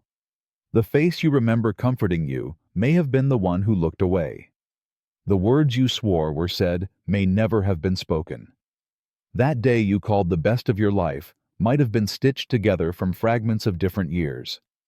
And the pain you still carry could be a shadow grown longer than the event that caused it. You remember not what happened, but what you needed to happen, or feared, or wished. Your brain fills in the blanks, replaces details, blends moments. A laugh from one day ends up in a memory from another. A kindness someone gave to someone else is assigned to your story because it felt good to believe. And you do believe it, because truth in memory isn't measured by accuracy. It's measured by emotion. You tell your life story as if it's a book with fixed pages, but it's not. It's a sand painting redrawn every time you speak. And each time, you trust it more, even as it changes. You defend memories that never happened. You grieve losses that were already imagined. You hate people for things they didn't say, and forgive people for things they did, but that you've forgotten. Even your most vivid moments, first love, last goodbye, heartbreak, triumph, have been rewritten so many times in your mind that they're no longer memories. They're performances, rehearsed, refined, retold. You build your identity on these memories. But if the foundation is cracked, if what you remember is more invention than record, then who are you really? A character created from unreliable fragments. A self assembled out of echoes and stories told too many times in your head. And somewhere, beneath the noise of those false memories, lies the most disturbing possibility. Maybe the truth of your past is already lost. And the person you've become is nothing more than a beautiful, convincing misunderstanding. The you that goes to sleep is never quite the you that wakes up. The you that goes to sleep is never quite the you that wakes up. Something dissolves in the dark, quietly, invisibly. A thought forgotten, a feeling misplaced, a thread of identity loosened in the folds of unconsciousness. And when the eyes open again, something's shifted, subtly, uneasily. A different version of you stands up and moves through the world. Sleep isn't just rest, it's erasure. Your memories are refiled. Your emotions are sorted, dulled, rearranged. The brain reshuffles what it can't process and buries what it must. Neural pathways strengthen, others fade. Dreams scramble time and self into stories that make no sense, and still, they leave fingerprints. The person who wakes is the next draft of a soul being rewritten every night. You don't notice it at first. You dress the same. You say the same name. But something feels slightly off. You can't remember why you were so angry yesterday. You feel differently about someone. Warmer, colder, more distant, more afraid. You're not sure why. It's not a decision. It's a mutation. Emotional sediment settling differently overnight. And some mornings, it's worse. Some mornings, you wake with a weight you can't name. A sadness with no trigger. An emptiness that wasn't there before. As if your dreaming mind touched something too deep to bring back, and left you hollow instead. You drink coffee, you push forward. But you know, something got left behind. Some version of you didn't return. Other times, it's lighter. You wake up and feel free of something you didn't even realize was gripping you. You feel stronger, braver, more detached. But again, it wasn't a conscious change. It was a slow evolution beneath the surface. A ghost of who you were, stepping aside without permission. This is the quiet truth. Identity is not fixed. It shifts in the dark. It mutates in silence. Every sleep is a tiny death. Every waking, a small rebirth. You are never the same twice. Not truly. And yet you pretend to be. You pretend the line between today and yesterday is solid. But it's not. It's water. It flows. It forgets. It remakes you without ever asking if you were ready to change. If the universe is infinite, your entire life might be statistically meaningless. If the universe is infinite, your entire life might be statistically meaningless. Not in a poetic, humbling way, but in the cold, mathematical sense. In a cosmos with no edges, no boundaries, no final count of stars or selves, you aren't rare. You aren't even unique. You're a repetition, a version, a pattern recycled more times than numbers can hold. In an infinite universe, every possible configuration of matter must exist, not once, but endlessly. That means somewhere, there is a version of you who never made that mistake. Another who died at birth. One who became a god in someone else's story. One who never existed at all.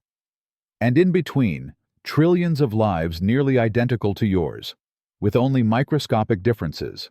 A different word spoken in 2012. A blink delayed by half a second. A glance that didn't happen. What does it mean to live a life, to suffer, to fall in love, to rise from despair? If those same experiences are occurring, over and over again, across infinite permutations of reality. What does it mean to say you matter, when you are everywhere, and therefore nowhere in particular? The heartbreak that broke you has broken others exactly like you. The dream you cling to has been fulfilled by someone indistinguishable from you, countless times. Every tear you've cried has already fallen in 1,000 identical universes. Your struggles are not singular. They are statistically guaranteed. Your triumphs are not miracles. They are outcomes that had to happen somewhere. And in this infinite sea of possibilities, you vanish into the math. Not out of cruelty, but scale. Not because you don't matter emotionally, but because you don't matter cosmically. You are a decimal swallowed by eternity. A flicker among flickers, all thinking they're the only flame. We crave significance. We want to believe we're here for something. That this moment means more than just atoms colliding in the right configuration for a while. But infinity doesn't care about meaning. It only cares about occurrence.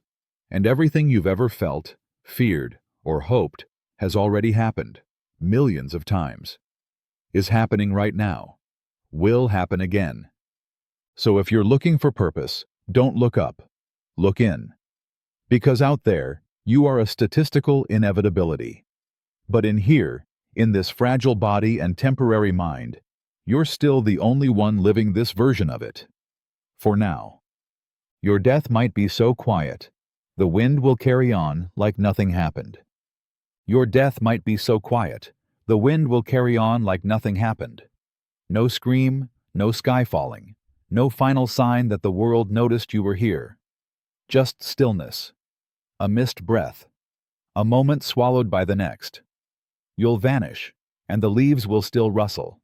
The clouds will still drift. The sun will still rise, indifferent, golden, blind. You imagine that death will come with significance, that someone, something, the universe itself, will pause, will feel your exit.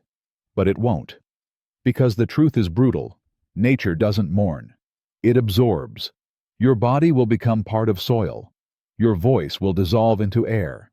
Your memories, if not written, recorded, or repeated, will erode with the minds that held them. And the world will continue, exactly as it always has, as if you were never its guest. Even the people who loved you will return to errands, to groceries, to emails. Not because they didn't care, but because the machinery of life doesn't stop. It can't. The current pulls them forward, and eventually, even the sharpest grief dulls into memory, and that memory becomes less about you and more about who they were when you were around. You hope for meaning, a ripple, a dent in time. But death is quieter than that. It doesn't need an audience. It doesn't wait for closure. It just arrives, takes everything, and leaves the wind untouched. And maybe that's the real horror, that the end of your entire world is just a Tuesday for everyone else. That the moment everything goes dark inside you, someone will be brushing their teeth. Someone will be scrolling through their phone. Someone will be laughing in a cafe. Not out of disrespect, but because life goes on, without pause, without question. Your exit will not freeze the earth. There will be no silence loud enough to mark it. No cosmic hush. Only the quiet continuation of a world that never needed you to keep spinning. And when it does spin, unshaken, unbroken, you'll realize the truth you've been avoiding all along. The wind never knew your name, and it never needed to stop. The person you think you are might be someone you had to become to survive. The person you think you are might be someone you had to become to survive. Not someone you chose. Not someone you discovered through self-reflection or freedom, but someone constructed, piece by desperate piece, in response to pain, to fear, to neglect, to threat. A survival persona, a mask so well worn it began to feel like skin. Maybe you became funny because no one listened unless you made them laugh. Maybe you became agreeable because anger was punished. Maybe you became strong because there was no one else to protect you. Maybe you stopped needing love because needing it hurt too much. And over time, these responses, these shields, these strategies, solidified into identity. And now you call it me. But what if the you that walks through the world is just the version of yourself that kept you safe? The one who adapted to your environment like a wounded animal in a hostile forest? What if the person you've been for years is not who you are, but who you had to be? You praise your independence, but what if it grew from abandonment? You pride yourself on not crying, but what if it's because no one ever held you when you did? You tell yourself you're low maintenance, but maybe that's just another way to say no one ever stayed long enough to learn what you need. You learn to minimize yourself, not because you're small, but because being seen too clearly once made you bleed. The scariest part? That identity worked. It did keep you alive. It got you through the nights you don't talk about, the years you buried, the moments you couldn't afford to feel. But survival isn't the same as living, and eventually, what protected you starts to suffocate you. The armor grows so heavy, you forget how to move without it. You lose touch with the soft, terrified, open version of yourself you buried so long ago that now, when you try to find them, you don't know where to look. So you keep performing the role. The achiever, the fixer, the cynic, the loner. Not because it's who you are, but because you've forgotten who you were before the world taught you who it needed you to be. And that's the haunting truth. You may have built your entire identity around what hurt you.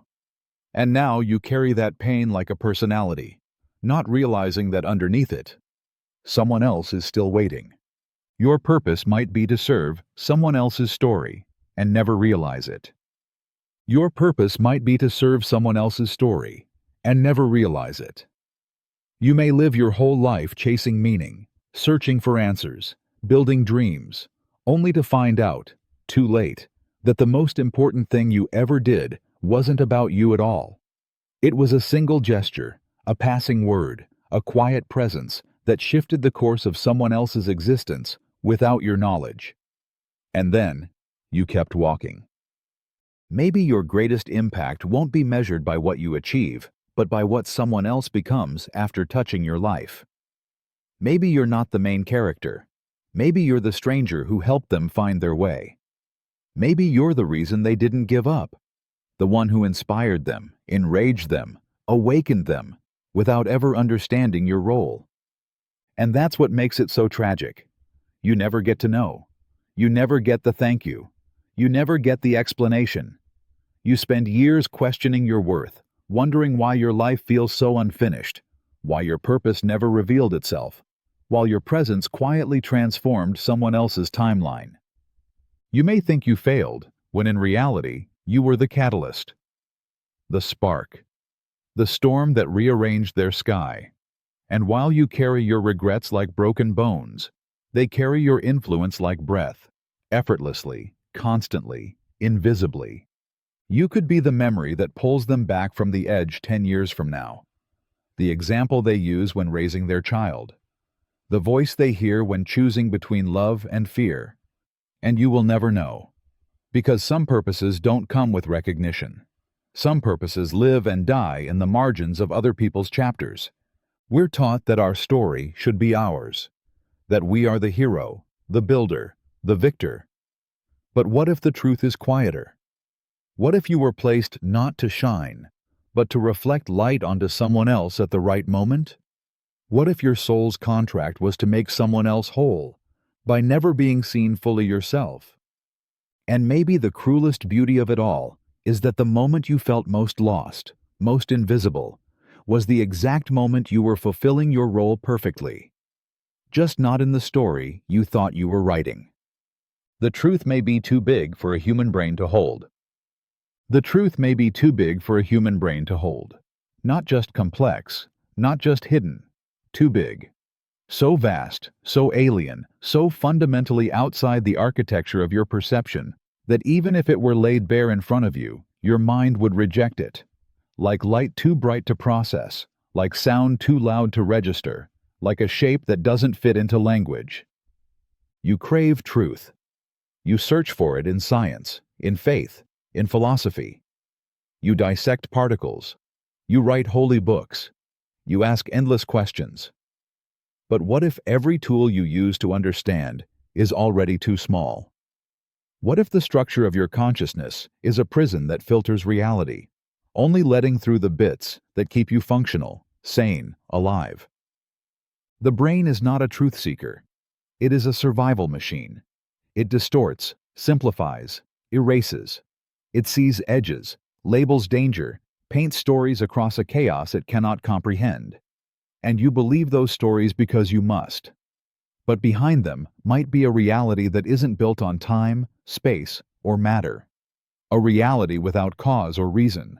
A structure that mocks logic. A pattern so wide it cannot be seen from inside it. You don't feel this because you're stupid. You feel this because you're human. Because your perception is stitched together by evolution, not for understanding the infinite, but for surviving the immediate. You were not designed to hold the fabric of the cosmos. You were designed to recognize a friend's face, to run from predators, to crave sugar, to seek love, not to comprehend what lies beyond life, death, and meaning itself. And so the real truth, if it exists, might live just outside your reach, forever. You get glimpses of it in dreams, in déjà vu, in moments of overwhelming awe, when your thoughts go quiet and something stirs in your chest. But the moment you try to describe it, It slips through your vocabulary like water through open hands. It cannot be spoken, only sensed. And even then, only in fragments. Maybe this is the curse of sentience. Not that you know too little, but that something in you knows there is more, and that you will never be able to hold it without breaking. The moment you felt most alive might have been a hallucination. The moment you felt most alive might have been a hallucination. The rush in your chest, the certainty that the world finally made sense, the unbearable beauty of it all, that one perfect, impossible second. It might not have been real. Not in the way you need it to be. Not in the way memory insists. It might have been your brain misfiring, your chemicals colliding, a dream mistaken for truth, a glitch dressed up as a revelation. You remember the moment clearly. The air felt sharper, the colors brighter. Time slowed, or maybe stopped. You felt infinite. You felt home, as if something had finally clicked into place, like the universe opened its eyes and looked directly at you. But what if that wasn't clarity? What if it was confusion wrapped in beauty? What if what you felt wasn't life, but an echo of something your brain made up to keep you going? The mind is a master illusionist. It floods you with dopamine, with adrenaline, with endorphins in just the right dose, at just the right second, and suddenly, everything feels meaningful. You think you're having an epiphany, but maybe it's a survival mechanism, a chemical surge trying to overwrite despair, trying to trick you into believing you're exactly where you need to be, even when you're lost. Maybe you were in love. Maybe you were standing under stars. Maybe you were about to jump. Maybe you had nothing left, and your mind, desperate to protect what was left of you, created a moment so vivid, so unreal, that it saved your life without telling you it was lying. And now, you chase that feeling. You call it purpose. You call it truth.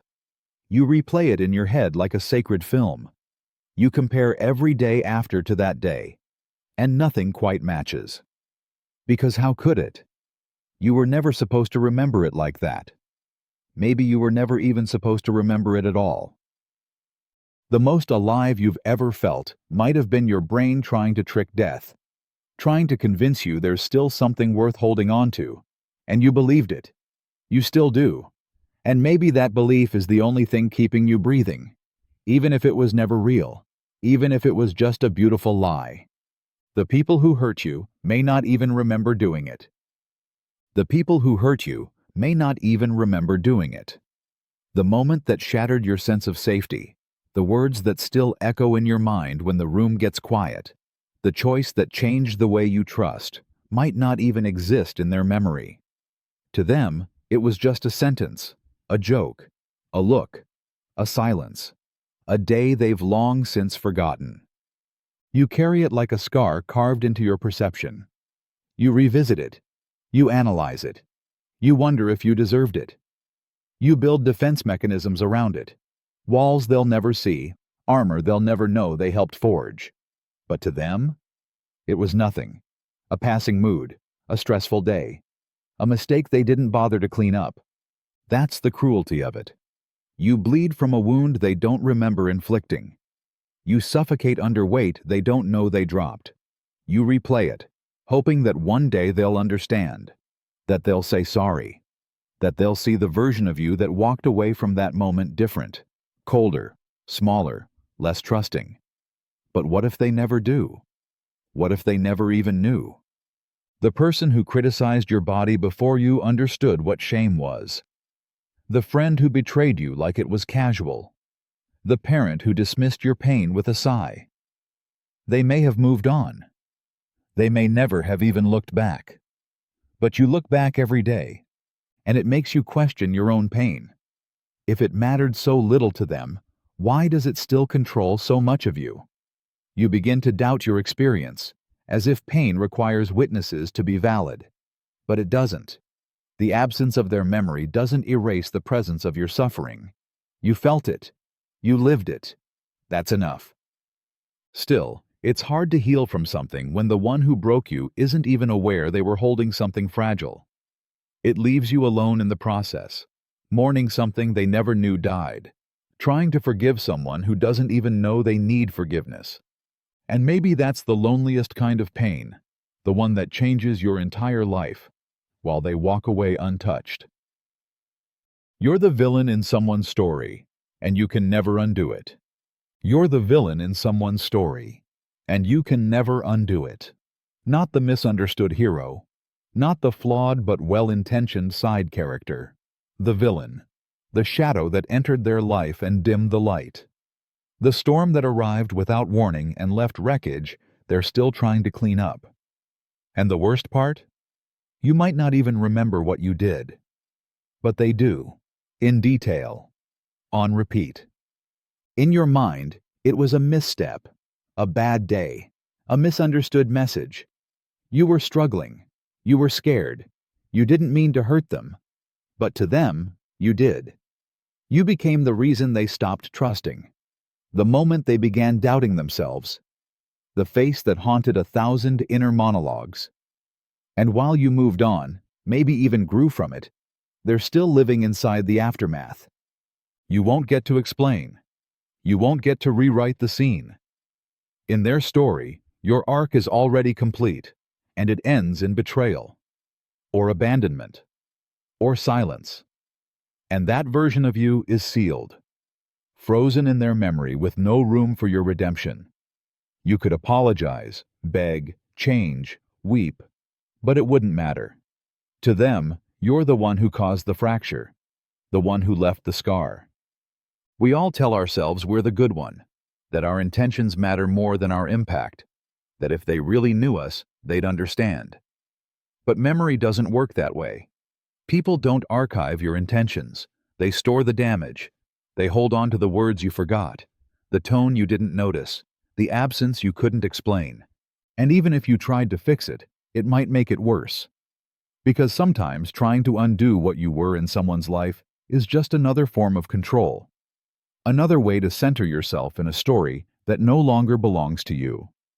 You don't get to choose who sees you as the villain. You only get to decide whether you'll accept it, or keep pretending everyone walked away because they couldn't see your heart. The truth is brutal.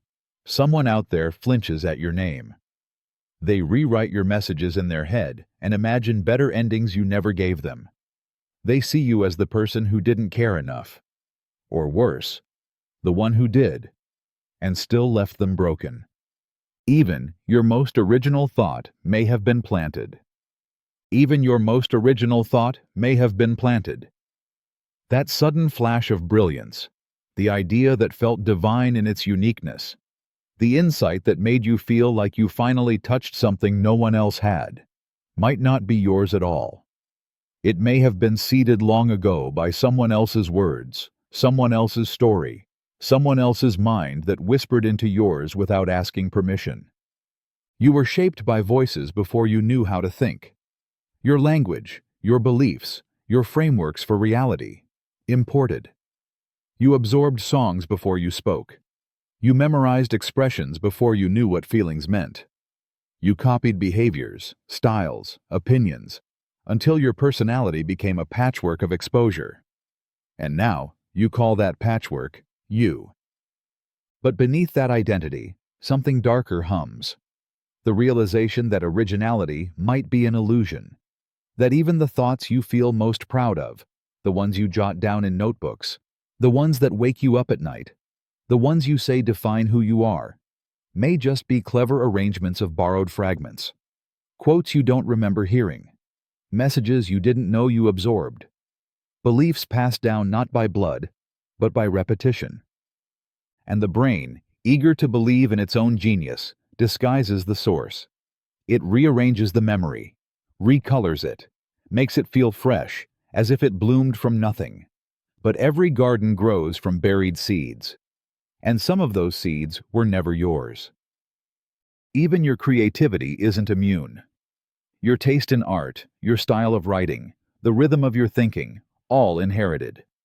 Sculpted by the media you consumed, the culture you were dropped into, the mentors you followed, the fears you adapted to. You don't create in a vacuum. You echo, you remix, you reflect.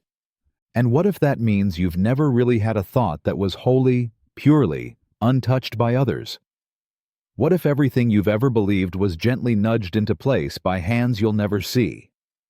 What if your inner voice, your guiding force, is just a chorus of other people's voices layered so deeply you forgot they weren't yours? Then who are you? And whose thoughts are you thinking right now? The past doesn't exist anymore. The future doesn't exist yet. All you have is a decaying now. The past doesn't exist anymore. The future doesn't exist yet. All you have is a decaying now. That person you were yesterday is gone, crumbling into dust with each breath, each passing second. You've tried to preserve it. You've tried to grasp at memories, to mold them into something solid, something real. But time erases them, no matter how tight your grip. You can't go back. You can only live in the fragments. You can only carry the ghost of who you were. The future? It's just a promise, an illusion dressed in hope. It doesn't exist, not yet, and it never will. Every time you look forward, you project an image, a dream. But when you reach it, it will be another moment, slipping away just like the one you're living in now. The future always becomes the present, and the present is always just another piece of the past waiting to fall away. You live in a moment that's already decaying. You can feel it. The decay of time is subtle, but relentless. Every thought, every feeling, every action is slowly fading as it happens. You try to hold on to the people you love, the places that matter, the things you cherish, but it all fades. The once vibrant moments turn to memories, and the memories blur, until they become indistinct shapes in the corners of your mind. All you have is the now, the only moment that ever truly exists, but it is already beginning to fade before you even realize it. And yet, you cling. You try to make the now feel like something permanent. You build stories, create goals, chase validation. You tell yourself that if you fill the present with enough meaning, it will last longer. But it's all just passing through your fingers like sand. The now decays while you watch it. What's left is a haunting truth. The past is gone, the future isn't here, and all you can do is breathe in a moment that's already slipping away. And maybe that's the real question you face. What do you do when all you have is something that can't be held? Reality doesn't owe you coherence. Reality doesn't owe you coherence. It doesn't promise that everything will make sense, that the pieces will neatly align, or that the rules will always be consistent. In fact, the only promise it makes is that it will continue unfolding, chaotic, unpredictable, and sometimes completely indifferent to your need for understanding. You spend your life seeking patterns. You want to believe that everything happens for a reason, that the universe is a giant puzzle, and one day you'll have all the pieces and finally see the picture. But what if the truth is that there is no picture? What if the pieces are just scattered fragments of an infinite, unknowable whole, and you're only here to make sense of them for as long as you can? The truth is, reality is often too big, too complex, too beyond human comprehension. It doesn't care if your story feels fragmented. It doesn't care if you spend years looking for closure, only to find more questions. In the end, reality moves without waiting for you to catch up. It doesn't answer. It just is. It happens. It exists, whether you understand it or not. Your suffering, your triumphs, the things you believe to be meaningful, all of it plays out in a universe that couldn't care less if you see the connections. In fact, it might actively resist your attempts to force them. You try to find logic in tragedy, reason in chaos, symmetry in the fractured moments of life. But reality laughs at your attempts to impose order on its randomness. It might give you answers, but they'll only raise more questions. It might offer you purpose, but the world will quickly throw that purpose into the wind and watch it scatter. You'll ask why things happen, and you'll get no real answer. Why do we live and die? Why do we love and lose? Why do we suffer? There's no cosmic guidebook to explain why. And if you search too hard, you might find that the more you dig, the less you understand. And that's the deepest kind of truth. Life, reality, existence. They don't owe you coherence. You were never promised a tidy narrative. You were just thrown into a world that is messy, jagged, and beautiful in its imperfections. The coherence you crave is something you impose on the chaos because without it, you'd drown in the vastness of what you can't control. But at some point, you have to let go of the illusion that everything fits, because sometimes reality just doesn't care. If you disappeared, the world would adjust in seconds. If you disappeared, the world would adjust in seconds. Your absence wouldn't send shockwaves through the earth, wouldn't tear the sky, wouldn't freeze time in place. It would ripple briefly, and then continue. The people you love might mourn, for a while. The places you've touched may feel emptier. But then the wind would blow, the sun would rise, and the world would carry on, unchanged, unburdened, unbroken. The terrifying truth is this: you are not essential to the universe's rhythm. Your presence, your struggles, your voice. They matter in your small circle, yes. They shape your relationships, your world. But the world doesn't stop for anyone. The earth doesn't pause when you leave it. The cosmos doesn't care that your heart beats. It continues as it always has, in perfect indifference to your existence. People will move on. They will find other people to love. They will find other ways to laugh, to cry, to move forward. The streets you walked will still echo with footsteps, even if yours are gone. The stories you told will be forgotten, eventually. The memories you clung to as proof of your life will fade from the minds of those who knew you, replaced by the new, by the present, by whatever comes next. This isn't to say you don't matter. To the people who know you, to the life you've lived, you matter more than anything. But in the grand scale of the universe, in the rush of history and time, your absence will be noticed for a moment, and then the river will carry on without a ripple. And that's the painful beauty of existence, that no matter how deeply you are connected to the world, it will keep turning. Your heartbeat may be your own, but the world doesn't wait for it to slow.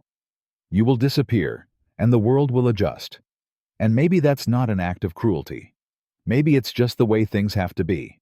Because if everything were so fragile, so tied to one person's presence, then nothing would ever move. And movement, no matter how small, is the only thing that keeps life alive. And so the question becomes, what do you do with the seconds you're given, knowing they can slip through your fingers like sand? Love may just be nature's trick to ensure reproduction. Love may just be nature's trick to ensure reproduction. That overwhelming desire to connect, to bond, to become so deeply intertwined with another person that their presence fills every part of you. It might not be as profound or as transcendent as we imagine. It might simply be survival dressed in a beautiful disguise. The intense feeling of love, the passion, the longing, the devotion, these might be the emotional glue designed to keep you bonded long enough to ensure the survival of the species. From a biological perspective, love isn't about soulmates or fate. It's not about finding someone who completes you or makes you whole. It's about creating something that can survive long after you're gone. It's a chemical reaction designed to keep two people together long enough to raise a child, to protect the next generation, to ensure that the DNA, the traits, the memories, all of it continues. Love doesn't have to be beautiful or pure. It just needs to be compelling enough to bind you to another person in ways that make procreation and parenting feel essential. And that's what makes love such a tricky concept. It feels so real, so deep, so true. You think you're choosing a partner because they resonate with your soul. You feel like your connection goes beyond biology. But perhaps, just perhaps, that fire in your chest is nature's way of making sure you don't abandon each other in the wild when raising a child or nurturing a future is the most difficult thing you'll ever do. The chemicals that surge when you fall in love, dopamine, oxytocin, serotonin, They don't exist for no reason. They exist to create attachment, to reinforce the bond, to make the idea of being apart unbearable. You don't want to lose that person, not because they're your one, but because evolution said you needed them. You needed their protection, their resources, their ability to help you carry the future forward. In a way, love is an illusion we've bought into, a beautiful story nature has sold us to keep the wheels of survival turning. It's not about your personal happiness or fulfillment. It's about making sure the next generation is cared for. It's a dance of nature's own design, dressed in romance, passion, and attachment. And it's not that love doesn't feel real, but that its roots run deeper than we care to acknowledge. The truth is, your heart doesn't yearn for another person because they're your twin flame. It yearns for them because together, you make something that will continue long after both of you are gone. You'll never truly know how others see you. You'll never truly know how others see you. The face you show the world, the persona you craft, the gestures, the words you speak, it's all filtered through someone else's lens. The image they hold of you isn't the one you've worked so hard to build. It's an interpretation, a distortion shaped by their own experiences, their own biases, their own expectations. You may smile at them, and they may smile back, but they are smiling at a version of you they've constructed in their mind, a version that will never truly match the person you are. It's a strange, isolating truth. You live in a world of mirrors, and none of them reflect you clearly. The way your friends see you is shaped by their histories, their needs, their fears. The way your family sees you is wrapped in layers of past memories, unfinished stories, and unspoken roles. And the way a stranger sees you? It's a quick glance, a momentary judgment, a projection of everything they think you are based on the briefest of interactions. You might think that if you could just explain yourself well enough, be authentic enough, be honest enough, people would see you clearly. But you won't. Not completely. Not ever. Because they'll never have the same perspective, the same understanding, the same heart that you have. They don't know what's happening inside you. They don't feel the world through your skin. And even if they tried to, they would fail. And that's the greatest form of loneliness. Not that you're alone, but that no one can ever truly see you, not in the way you see yourself. They can see pieces. They can see fragments. But they can never see the whole. They can't feel the quiet despair you hold in your chest, or the joy that rushes through you in private moments. They can't know the things you've sacrificed, the things you've hidden. They can only guess, and even their guesses will be skewed by their own perceptions. The truth is that we are always a mystery to each other, even to those who know us best. You'll never know how others see you, and that's both a curse and a blessing. It means they can never fully understand your pain, but it also means they can never fully understand your love. And perhaps that's the great paradox, that the more deeply you try to connect, the more distance remains, hidden in the gaps between perception and reality. Death isn't scary. It's the vanishing of the one who finds things scary. Death isn't scary. It's the vanishing of the one who finds things scary. The true terror isn't in the end, the quiet slip into the unknown. It's in the realization that you won't be there to feel it anymore. The part of you that fears, that clings, that tries to make sense of the chaos, will cease to exist. And that's what rattles you. Not death itself, but the disappearance of the voice that questions it, the mind that analyzes it, the consciousness that shrinks from it. When death comes for you, it won't feel like anything at all. It will feel like the absence of you, like the fading of the part of you that made you you. All the anxiety, all the stories you've told yourself about what death means, those will disappear with you.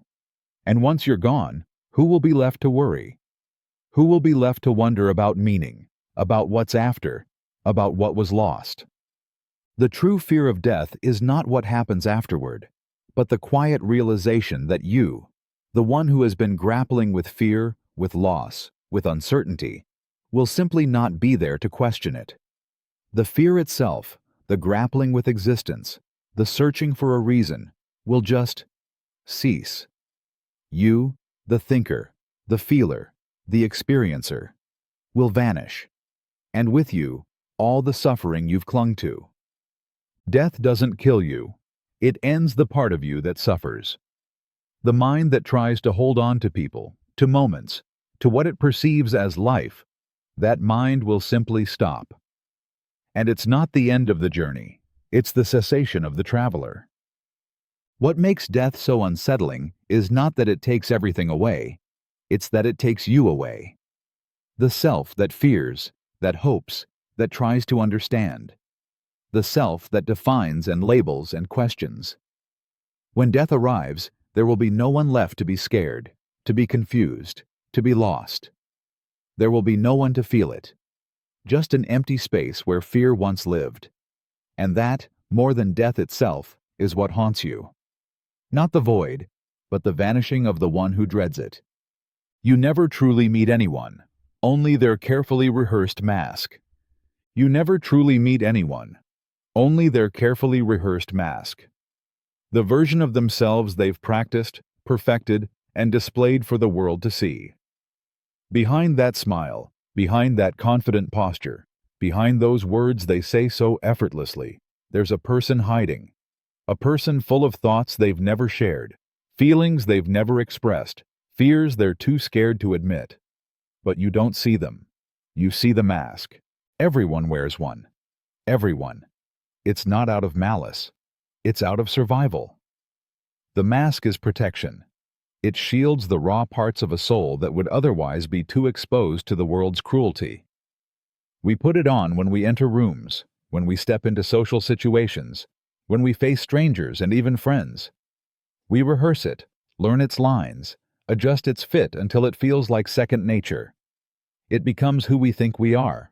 It becomes what the world expects of us. And the mask doesn't just hide the uncomfortable parts. It also hides the most vulnerable. The love we're afraid to show. The tenderness we've buried. The parts of ourselves we've forgotten how to nurture. We wear the mask because we fear rejection, fear judgment, fear being seen for what we really are. The world only accepts the version of us that plays by its rules. And so, we perform. The tragedy of it all is that while we're busy wearing our masks, we mistake the reflection in the mirror for the real thing. We forget that the mask isn't us. And when we try to connect with others, we don't meet them. We meet their mask. We meet their defense, their costume, their role in the play. We never get to see their true face, their real self, because they're too afraid to remove the disguise. You may feel close to someone, you may feel like you understand them, but how can you, when you're only talking to their mask? How can you know them if they've never shown you the parts of themselves they've hidden away for so long? How can you love them if the person you love isn't even the person they are? And this is the cruel part. You wear a mask too. You have your own version of yourself that you let the world see, and it may not be the one you've always wanted to be. You perform for them. You show them what they expect. And in doing so, you never truly meet yourself either. You become a stranger to your own soul. The question is, when will you meet the person behind the mask? When will they meet you? Because until we let go of the costumes, we'll never truly see each other. Not the real, raw, unguarded parts that are both terrifying and beautiful. We'll never truly meet. Only the masks will. You are not the author of your life, just the narrator who noticed too late. You are not the author of your life, just the narrator who noticed too late. The story you've been living, the choices you think you've made, the path you believe you've been walking, none of it was really crafted by your hands. You've been telling yourself a tale of control, of will, of purpose. But what if, all along, the pages were being written before you even picked up the pen? From the moment you took your first breath, you were swept up in a current not of your own making. The stories you tell yourself about who you are, where you've been, and where you're going, those are just the pieces of a narrative you never got to script. You're more like the actor who steps onto a stage halfway through the play, trying to make sense of the lines, the motivations, the plot twists, and realizing it's not your script at all. Your choices feel like your own, but how many of them were shaped by things beyond your control? The expectations of others, the weight of your upbringing, the culture you were born into, the luck of timing, the events you didn't plan for. Every decision you made, every turn you took, was influenced by 1,000 unseen forces, the voices of the past, the pressure of the present, and the relentless pull of the future. You thought you were writing your story, but maybe you were just reading a script you didn't fully understand until now. You can look back at the chapters and find meaning, sure, but it's always a posthumous understanding, after the choices were made, after the consequences had rippled out into the world. The protagonist you thought you were, the one who stood tall and decisive, is just a reflection of the things that led you here. Never really a figure of free will, but a consequence of forces too complex to untangle. And that's the haunting realization. You don't own the narrative. You didn't write the beginning, and you don't control the ending. You're just narrating it, looking back, making sense of a story that's already been set in motion long before you were aware. The plot twists, the drama, the love, the loss, they weren't yours to design. You're just trying to keep up with the unfolding chapters, understanding what's happened too late to change it. And the hardest part? The final page might turn before you even realize the story wasn't about you at all. You're just the voice reading aloud what was already written. You may never be fully known, even by yourself. You may never be fully known, even by yourself. The person you think you are, the one you try so hard to understand, to define, to explain, is a constantly shifting mystery. Even in your most intimate moments, when you're alone with your thoughts, you might still be a stranger to yourself. You look into the mirror and see the face you've worn for years. But do you truly know what lies beneath the skin? Can you ever really grasp the depths of your own soul? Your thoughts, your impulses, your emotions, they are layers, one on top of another, tangled, incomplete. Sometimes, even you don't understand why you feel a certain way, or why you acted the way you did. You tell yourself stories to make sense of it all. You label your actions with reasons, try to connect the dots between your past and your present. But those reasons often feel like half-truths. Even the most honest reflection is filtered through the fog of memory, habit, and fear. There are pieces of you buried deep in your subconscious, locked away in places you don't even have access to. And maybe it's for the best. Maybe you couldn't handle the full extent of what you are if you truly saw it all. You might be afraid of who you'd find if you stripped away the masks, the justifications, the labels. Because the more you dig into your own soul, the more you realize how little you actually know yourself. And the more questions arise. What if the real you is an amalgamation of contradictions you're too scared to face? What if the things you've convinced yourself are true about you, your values, your beliefs, your desires, are just the echoes of people, places, and experiences that never truly defined you, but were thrust upon you? What if who you really are lies in all the parts of yourself you've suppressed or hidden? Parts you'll never find because you've been too busy being what others expected you to be? The truth is, you might spend your entire life chasing that elusive sense of self. You might read books, meditate, confront your past, but in the end, the most you'll ever find are fragments. You'll only get pieces of the puzzle, never the full picture. And the harder you try to grasp it, the more it slips through your fingers. Because you are fluid, shifting, evolving with each moment, and no one, not even you, can fully capture the essence of who you are. And maybe that's the tragedy of being human. The constant search for meaning, for identity, for understanding, knowing deep down that the very thing you're chasing might always remain just out of reach. You may never be fully known, even by yourself. You might never know what parts of you were real and what parts were defense. You might never know what parts of you were real and what parts were defense. The person you've come to know, the one you identify as you, could be a patchwork of raw truth and carefully constructed shields. What if the traits you admire most, your resilience, your kindness, your self-awareness, were just armor forged over years of pain and protection? What if the weaknesses you blame yourself for, the parts you try to hide, were the only parts of you left untouched by the world? Defense doesn't just come from trauma, it comes from survival. It's a response to a world that demands more than we can give. A world that teaches us that being soft, vulnerable, or truly honest will leave us exposed.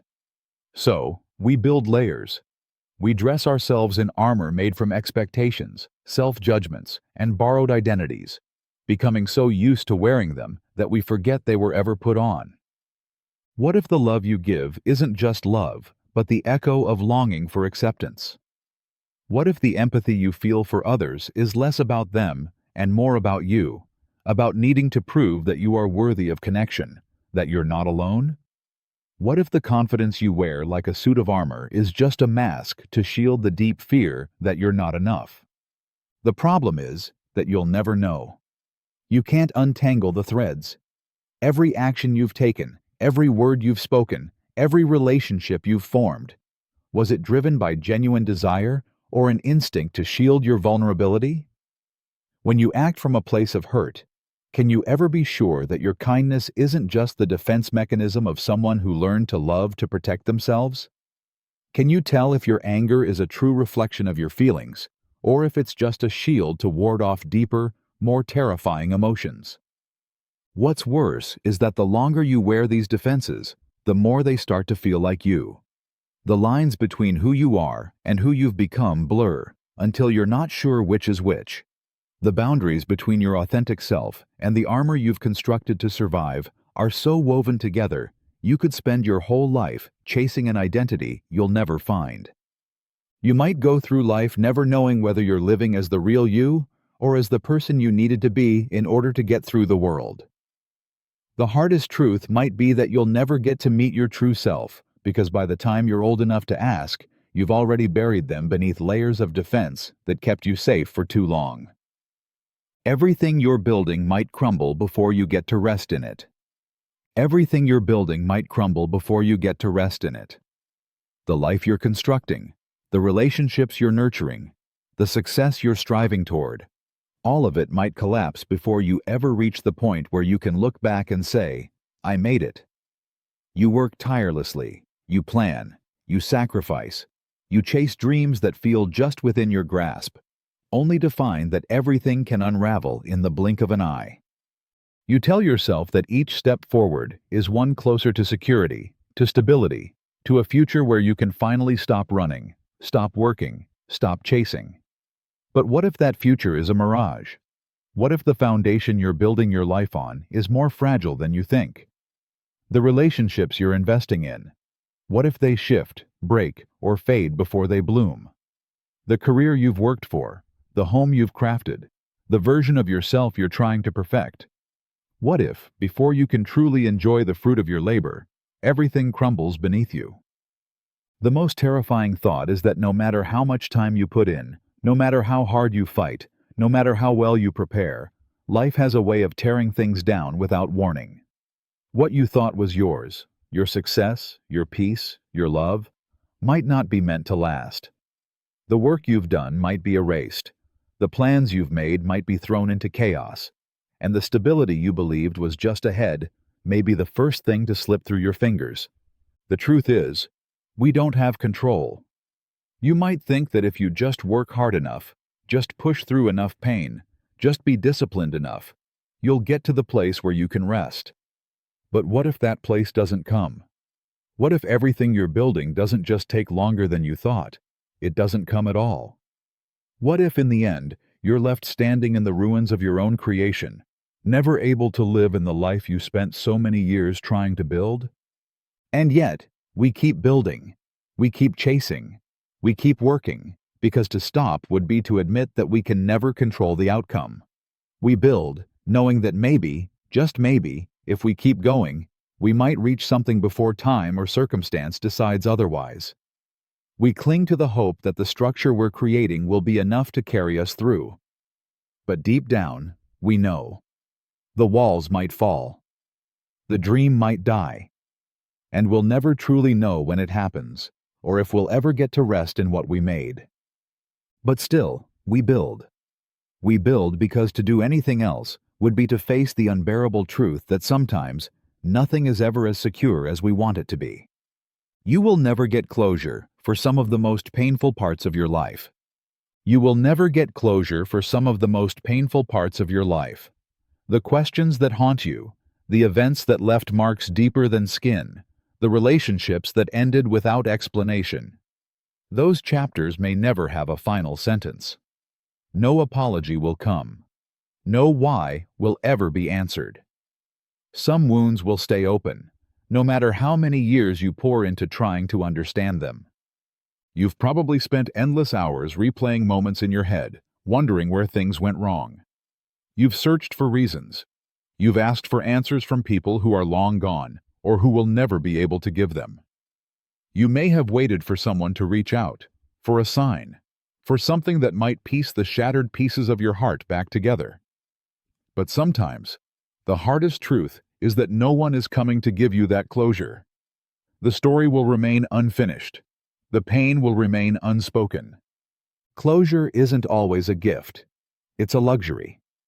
Some things don't get neatly tied up, no matter how much you beg the universe for a bow to wrap around the hurt. Not every betrayal will receive an apology. Not every loss will be replaced. Not every goodbye will feel like it has a purpose. Sometimes, the best you can do is walk away from something that will never be explained and let it remain a wound that may never heal completely. And yet, life goes on. You try to move forward, not because the pain is over, but because the world around you keeps moving too. The challenge is not finding closure. It's finding peace without it. It's accepting that some parts of you will always carry the unanswered questions, the unhealed scars, the words that never came. It's learning to live with the ache of unfinished business without it consuming you. In a way, that's the tragedy of life. Not everything can be understood. Not every experience will come with an explanation. And some pain will simply remain with you, a part of your past that never fully dissolves. The only choice left is to accept that some things are meant to remain incomplete and learn how to carry them forward without letting them break you. You carry the ghosts of people still alive. You carry the ghosts of people still alive. Their presence lingers, not in the past where they should belong, but in the spaces between your breaths, in the folds of your thoughts, in the deep recesses of your heart where you can't quite bury them. They aren't memories. They aren't distant echoes. They're alive, breathing somewhere out there, but they haunt you in ways that feel just as real as the dead. The person who once loved you, who once saw you, might still be walking around with their own ghosts, of their own choices, their own wounds. And yet, they've left pieces of themselves with you. A word they said that you never quite shook off. A promise they broke that still echoes in your decisions. A glance that made you question who you were, or a touch that made you feel seen when no one else could. You carry their absence as if it were a weight, a shadow in a world that insists everything must move on. But they don't disappear. Not really. They're alive in the way they still define parts of your life, in the habits you couldn't break, the insecurities they planted, the desires they cultivated in you that you never quite understood. Their influence, still so powerful, stretches out into your present, shaping your actions in ways they'll never realize. It doesn't matter that they're still here. What matters is how they shaped you, how they left a footprint on your soul that you carry even now. The conversation you never had, the apology that never came, the love that wasn't returned. These things become ghosts, not because the person is gone, but because they failed to complete what they started with you. And perhaps the cruelest part is that while you carry them, they may not even remember you. They move forward, unaware of the imprint they left behind, unaware of how their words, their neglect, their presence, or their absence echo through the chambers of your life. And you, left with those ghosts, are bound to carry them until you let go, until you find a way to live with the spirits of the living who will never know what they left behind. The ones who shaped you, but will never know how deeply their echoes still reverberate through your choices. The ones who are still walking, still living, but who will forever leave a part of themselves within you. Even when you scream inside, the world continues without pause. Even when you scream inside, the world continues without pause. The noise inside your chest, the roar of emotion that threatens to break you, doesn't stop the world from turning. It doesn't freeze the clock. It doesn't slow the cars or stop the rain. The people around you continue on, their lives flowing forward, unaware of the storm crashing inside you. It's one of the most isolating truths. Your suffering can be the loudest thing in your universe, and yet, no one else hears it. The world doesn't pause for your pain. It doesn't wait for you to catch up. The agony you carry might feel endless, like the weight of 1,000 unsaid words, the frustration of a love that didn't turn out, the confusion of a life that doesn't make sense. It consumes you. It twists your thoughts, knots your chest, makes you feel like you might shatter into pieces. You scream, internally, desperately, hoping that someone, anyone, will hear you. But no one does. The world keeps moving. The busyness of other people's lives continues, indifferent to your silent torment. And that's the harshest part. Your pain doesn't matter to the universe. It doesn't stop the sunrise. It doesn't alter the course of traffic. It doesn't get noticed by the crowds walking past you, with their own lives, their own stories, their own silent screams. You are invisible in your hurt, unseen by the rest of the world, caught in a moment that feels like it should be acknowledged, but isn't. This doesn't mean your pain is invalid. It doesn't mean it isn't real. It only means that life has a cruel way of continuing despite it. The world doesn't stop for individuals. It marches on, regardless of what's breaking inside you. And maybe that's the hardest lesson, that no one is waiting for you to catch your breath. No one is holding space for your grief, your doubt, your confusion. You have to keep moving too, even if it feels like you're screaming into an empty sky, hoping for an echo. In the end, the world's indifference is both tragic and freeing. You can scream all you want, but the world will not wait for you to catch up. And perhaps, in that, you find the strength to go on. Not because the world cares, but because you have to. There are versions of you that existed only in someone else's dreams. There are versions of you that existed only in someone else's dreams. The you they imagined when they closed their eyes, when they thought about what could have been, what might have been. You never knew them, never met them, never touched their life in any real way. But in their mind, you were a presence, a possibility, a fleeting idea that was as real to them as any version of you ever could be. Maybe you were the perfect friend they needed, the one who always understood. Maybe you were the lover they longed for but never found, the soulmate they believed would complete them. Or maybe you were the version of themselves they wished they could be, more confident, more carefree, more alive. In their dreams, you were everything they needed, and you existed only to fill the spaces they couldn't reach in their own reality. But you never knew any of it. You never got to play the role they wrote for you. They may never have even realized how deeply they constructed you. You were nothing more than a ghost in their subconscious, a character written into the margins of their imagination, and when they woke up, you faded with the night. And yet, somehow, you mattered. You were part of their dreams, part of their hopes, part of the life they wished they had. You existed only in their mind, but in that space, you meant something. In that space, you were a hero, a savior, a companion, or maybe just a shadow they could never quite grasp. And now, you are gone, slipping through the cracks of their forgotten memories, never knowing what role you played in their inner world. The strangest part of it all is that while you've been chasing your own purpose, someone else has been dreaming of a version of you that never existed. You are both real and unreal, defined only by their wishful thinking, their longing, their silent reverence for someone you never were. And maybe, just maybe, in their dreams, you were everything they could never express to the world.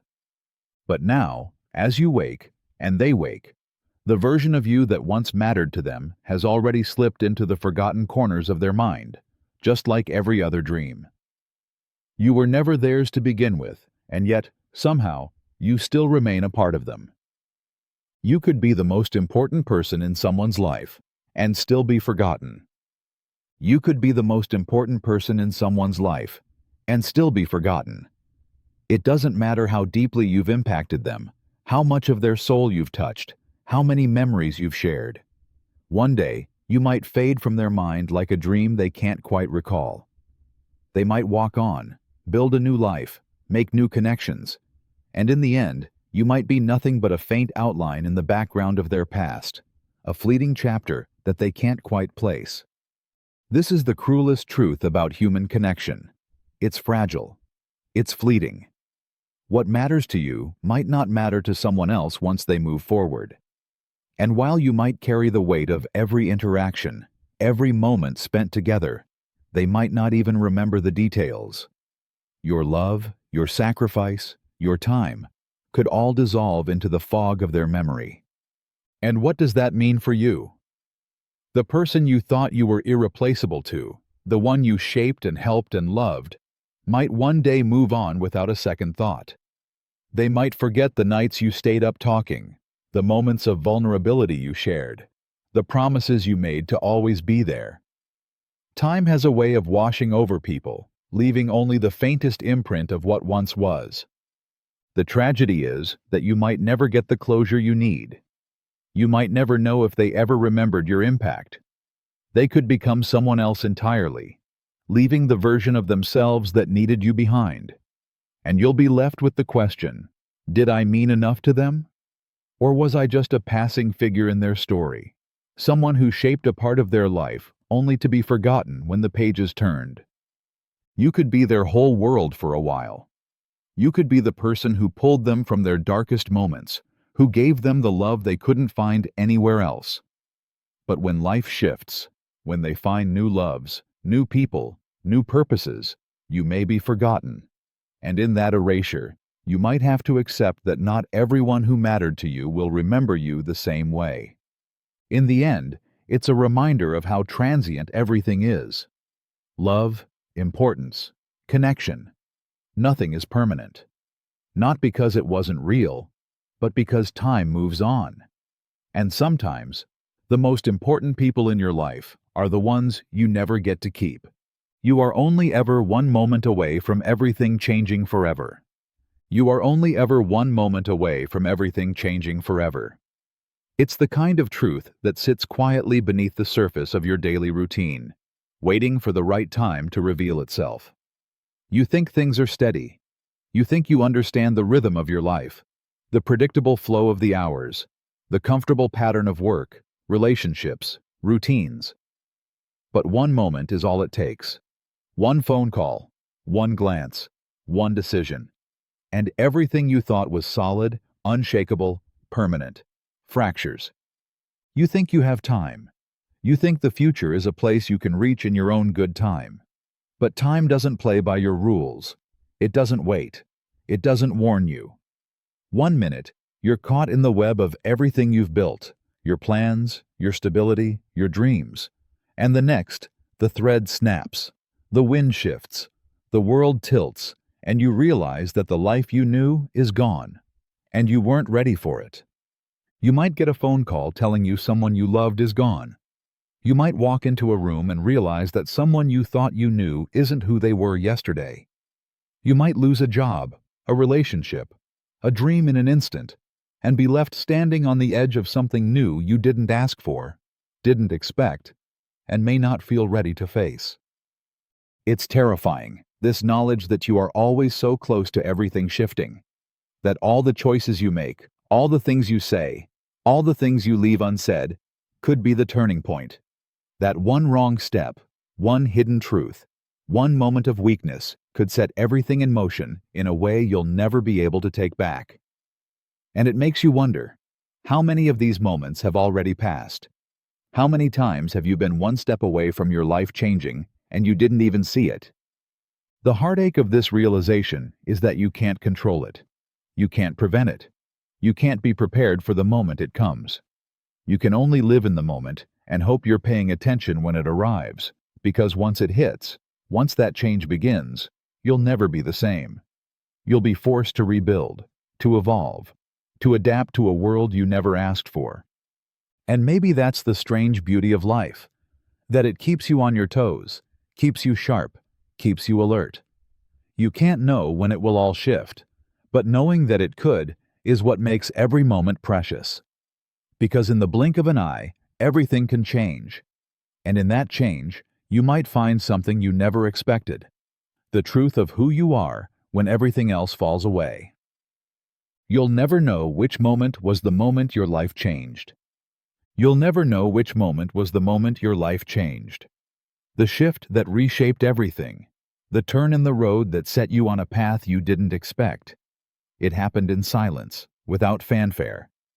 It might have seemed insignificant at the time. A word, a glance, a decision made on a whim. A moment that you didn't realize would echo through your future, shaping everything that came after it. It's terrifying to think about. The most pivotal moments in your life might have passed unnoticed. The times you thought were just another day, another choice, another chance. Those might have been the moments when your entire trajectory was decided, and you didn't even feel the shift. Maybe it was the first time you met someone who would become the most important person in your life, or the last time you spoke to someone, not realizing it was the last. Maybe it was a failure you thought you could recover from, but it took a piece of you that you'll never get back. Or maybe it was the decision to stay or leave, to love or to let go, when at the time, it just felt like another decision to make. We think life is a series of milestones we can mark. Graduations, marriages, promotions, big events we can point to and say, this is when it all changed. But the truth is, the real shifts, the ones that define who you become, are usually quieter than that. They happen when you're not paying attention. They happen when you're too busy living to recognize the moment you're living through. And that's the cruelty of it. You will never know exactly when your life shifted, when it veered off the path you thought you were on, when you became someone different. The moment that would have made all the difference in how you lived might already be behind you. You'll only realize it in the rear view, looking back, piecing together a timeline of events that felt trivial at the time, but were actually the foundation of everything. And yet, you keep moving forward, unaware of the moment you're living through right now, the one that will shape you, change you, shift everything. It's always the next moment, the one you haven't yet realized you're in. And sometimes, that's the only comfort, knowing that while you'll never know when your life changed, you're also unaware of when it's still changing. If all minds stop thinking of you, you vanish entirely. If all minds stop thinking of you, you vanish entirely. The essence of who you are, the very image you cling to, is held in the thoughts of others. Without those reflections, without the presence of someone else to see you, name you, remember you, you cease to exist in the fabric of their reality. You are a concept, a fleeting notion, an impression in someone's mind. Without them, without their awareness, you dissolve. You are only as real as the minds that perceive you. The person who smiles when they see you, the one who recalls your name, the memory that lingers after you leave the room. These things give you form. They give you weight. They make you real. But what happens when all that fades? When the last person who knew you, who loved you, who thought of you, forgets? You disappear. Not just from their life, but from the world they inhabit. The terrifying thing is that it could happen without warning. One day, someone might simply stop remembering you.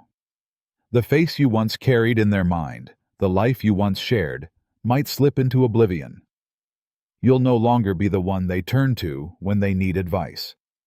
You won't be the name they speak in moments of nostalgia. You won't even be the ghost in their dreams. You will become nothing but a name on a page that eventually fades away. We think of ourselves as permanent. We think we've carved out some piece of the universe where we matter. We think that because we are seen, we exist.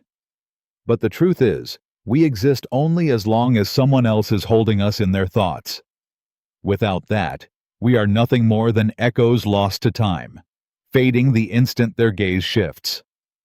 The scariest part of this realization is not that you could disappear, but that it could happen without you even knowing. One day, you'll walk through life, and the world will continue spinning, but no one will look at you the way they once did. No one will care, and you will vanish, not in a grand explosion, but in a whisper of absence that no one even notices. But perhaps, in that quiet, lies the truth, that existence is a fragile thing. It is fleeting, carried in the thoughts of others, and when those thoughts stop, so do you. You are never truly permanent. You are only a reflection in the minds of those who know you, and when they forget, so do you.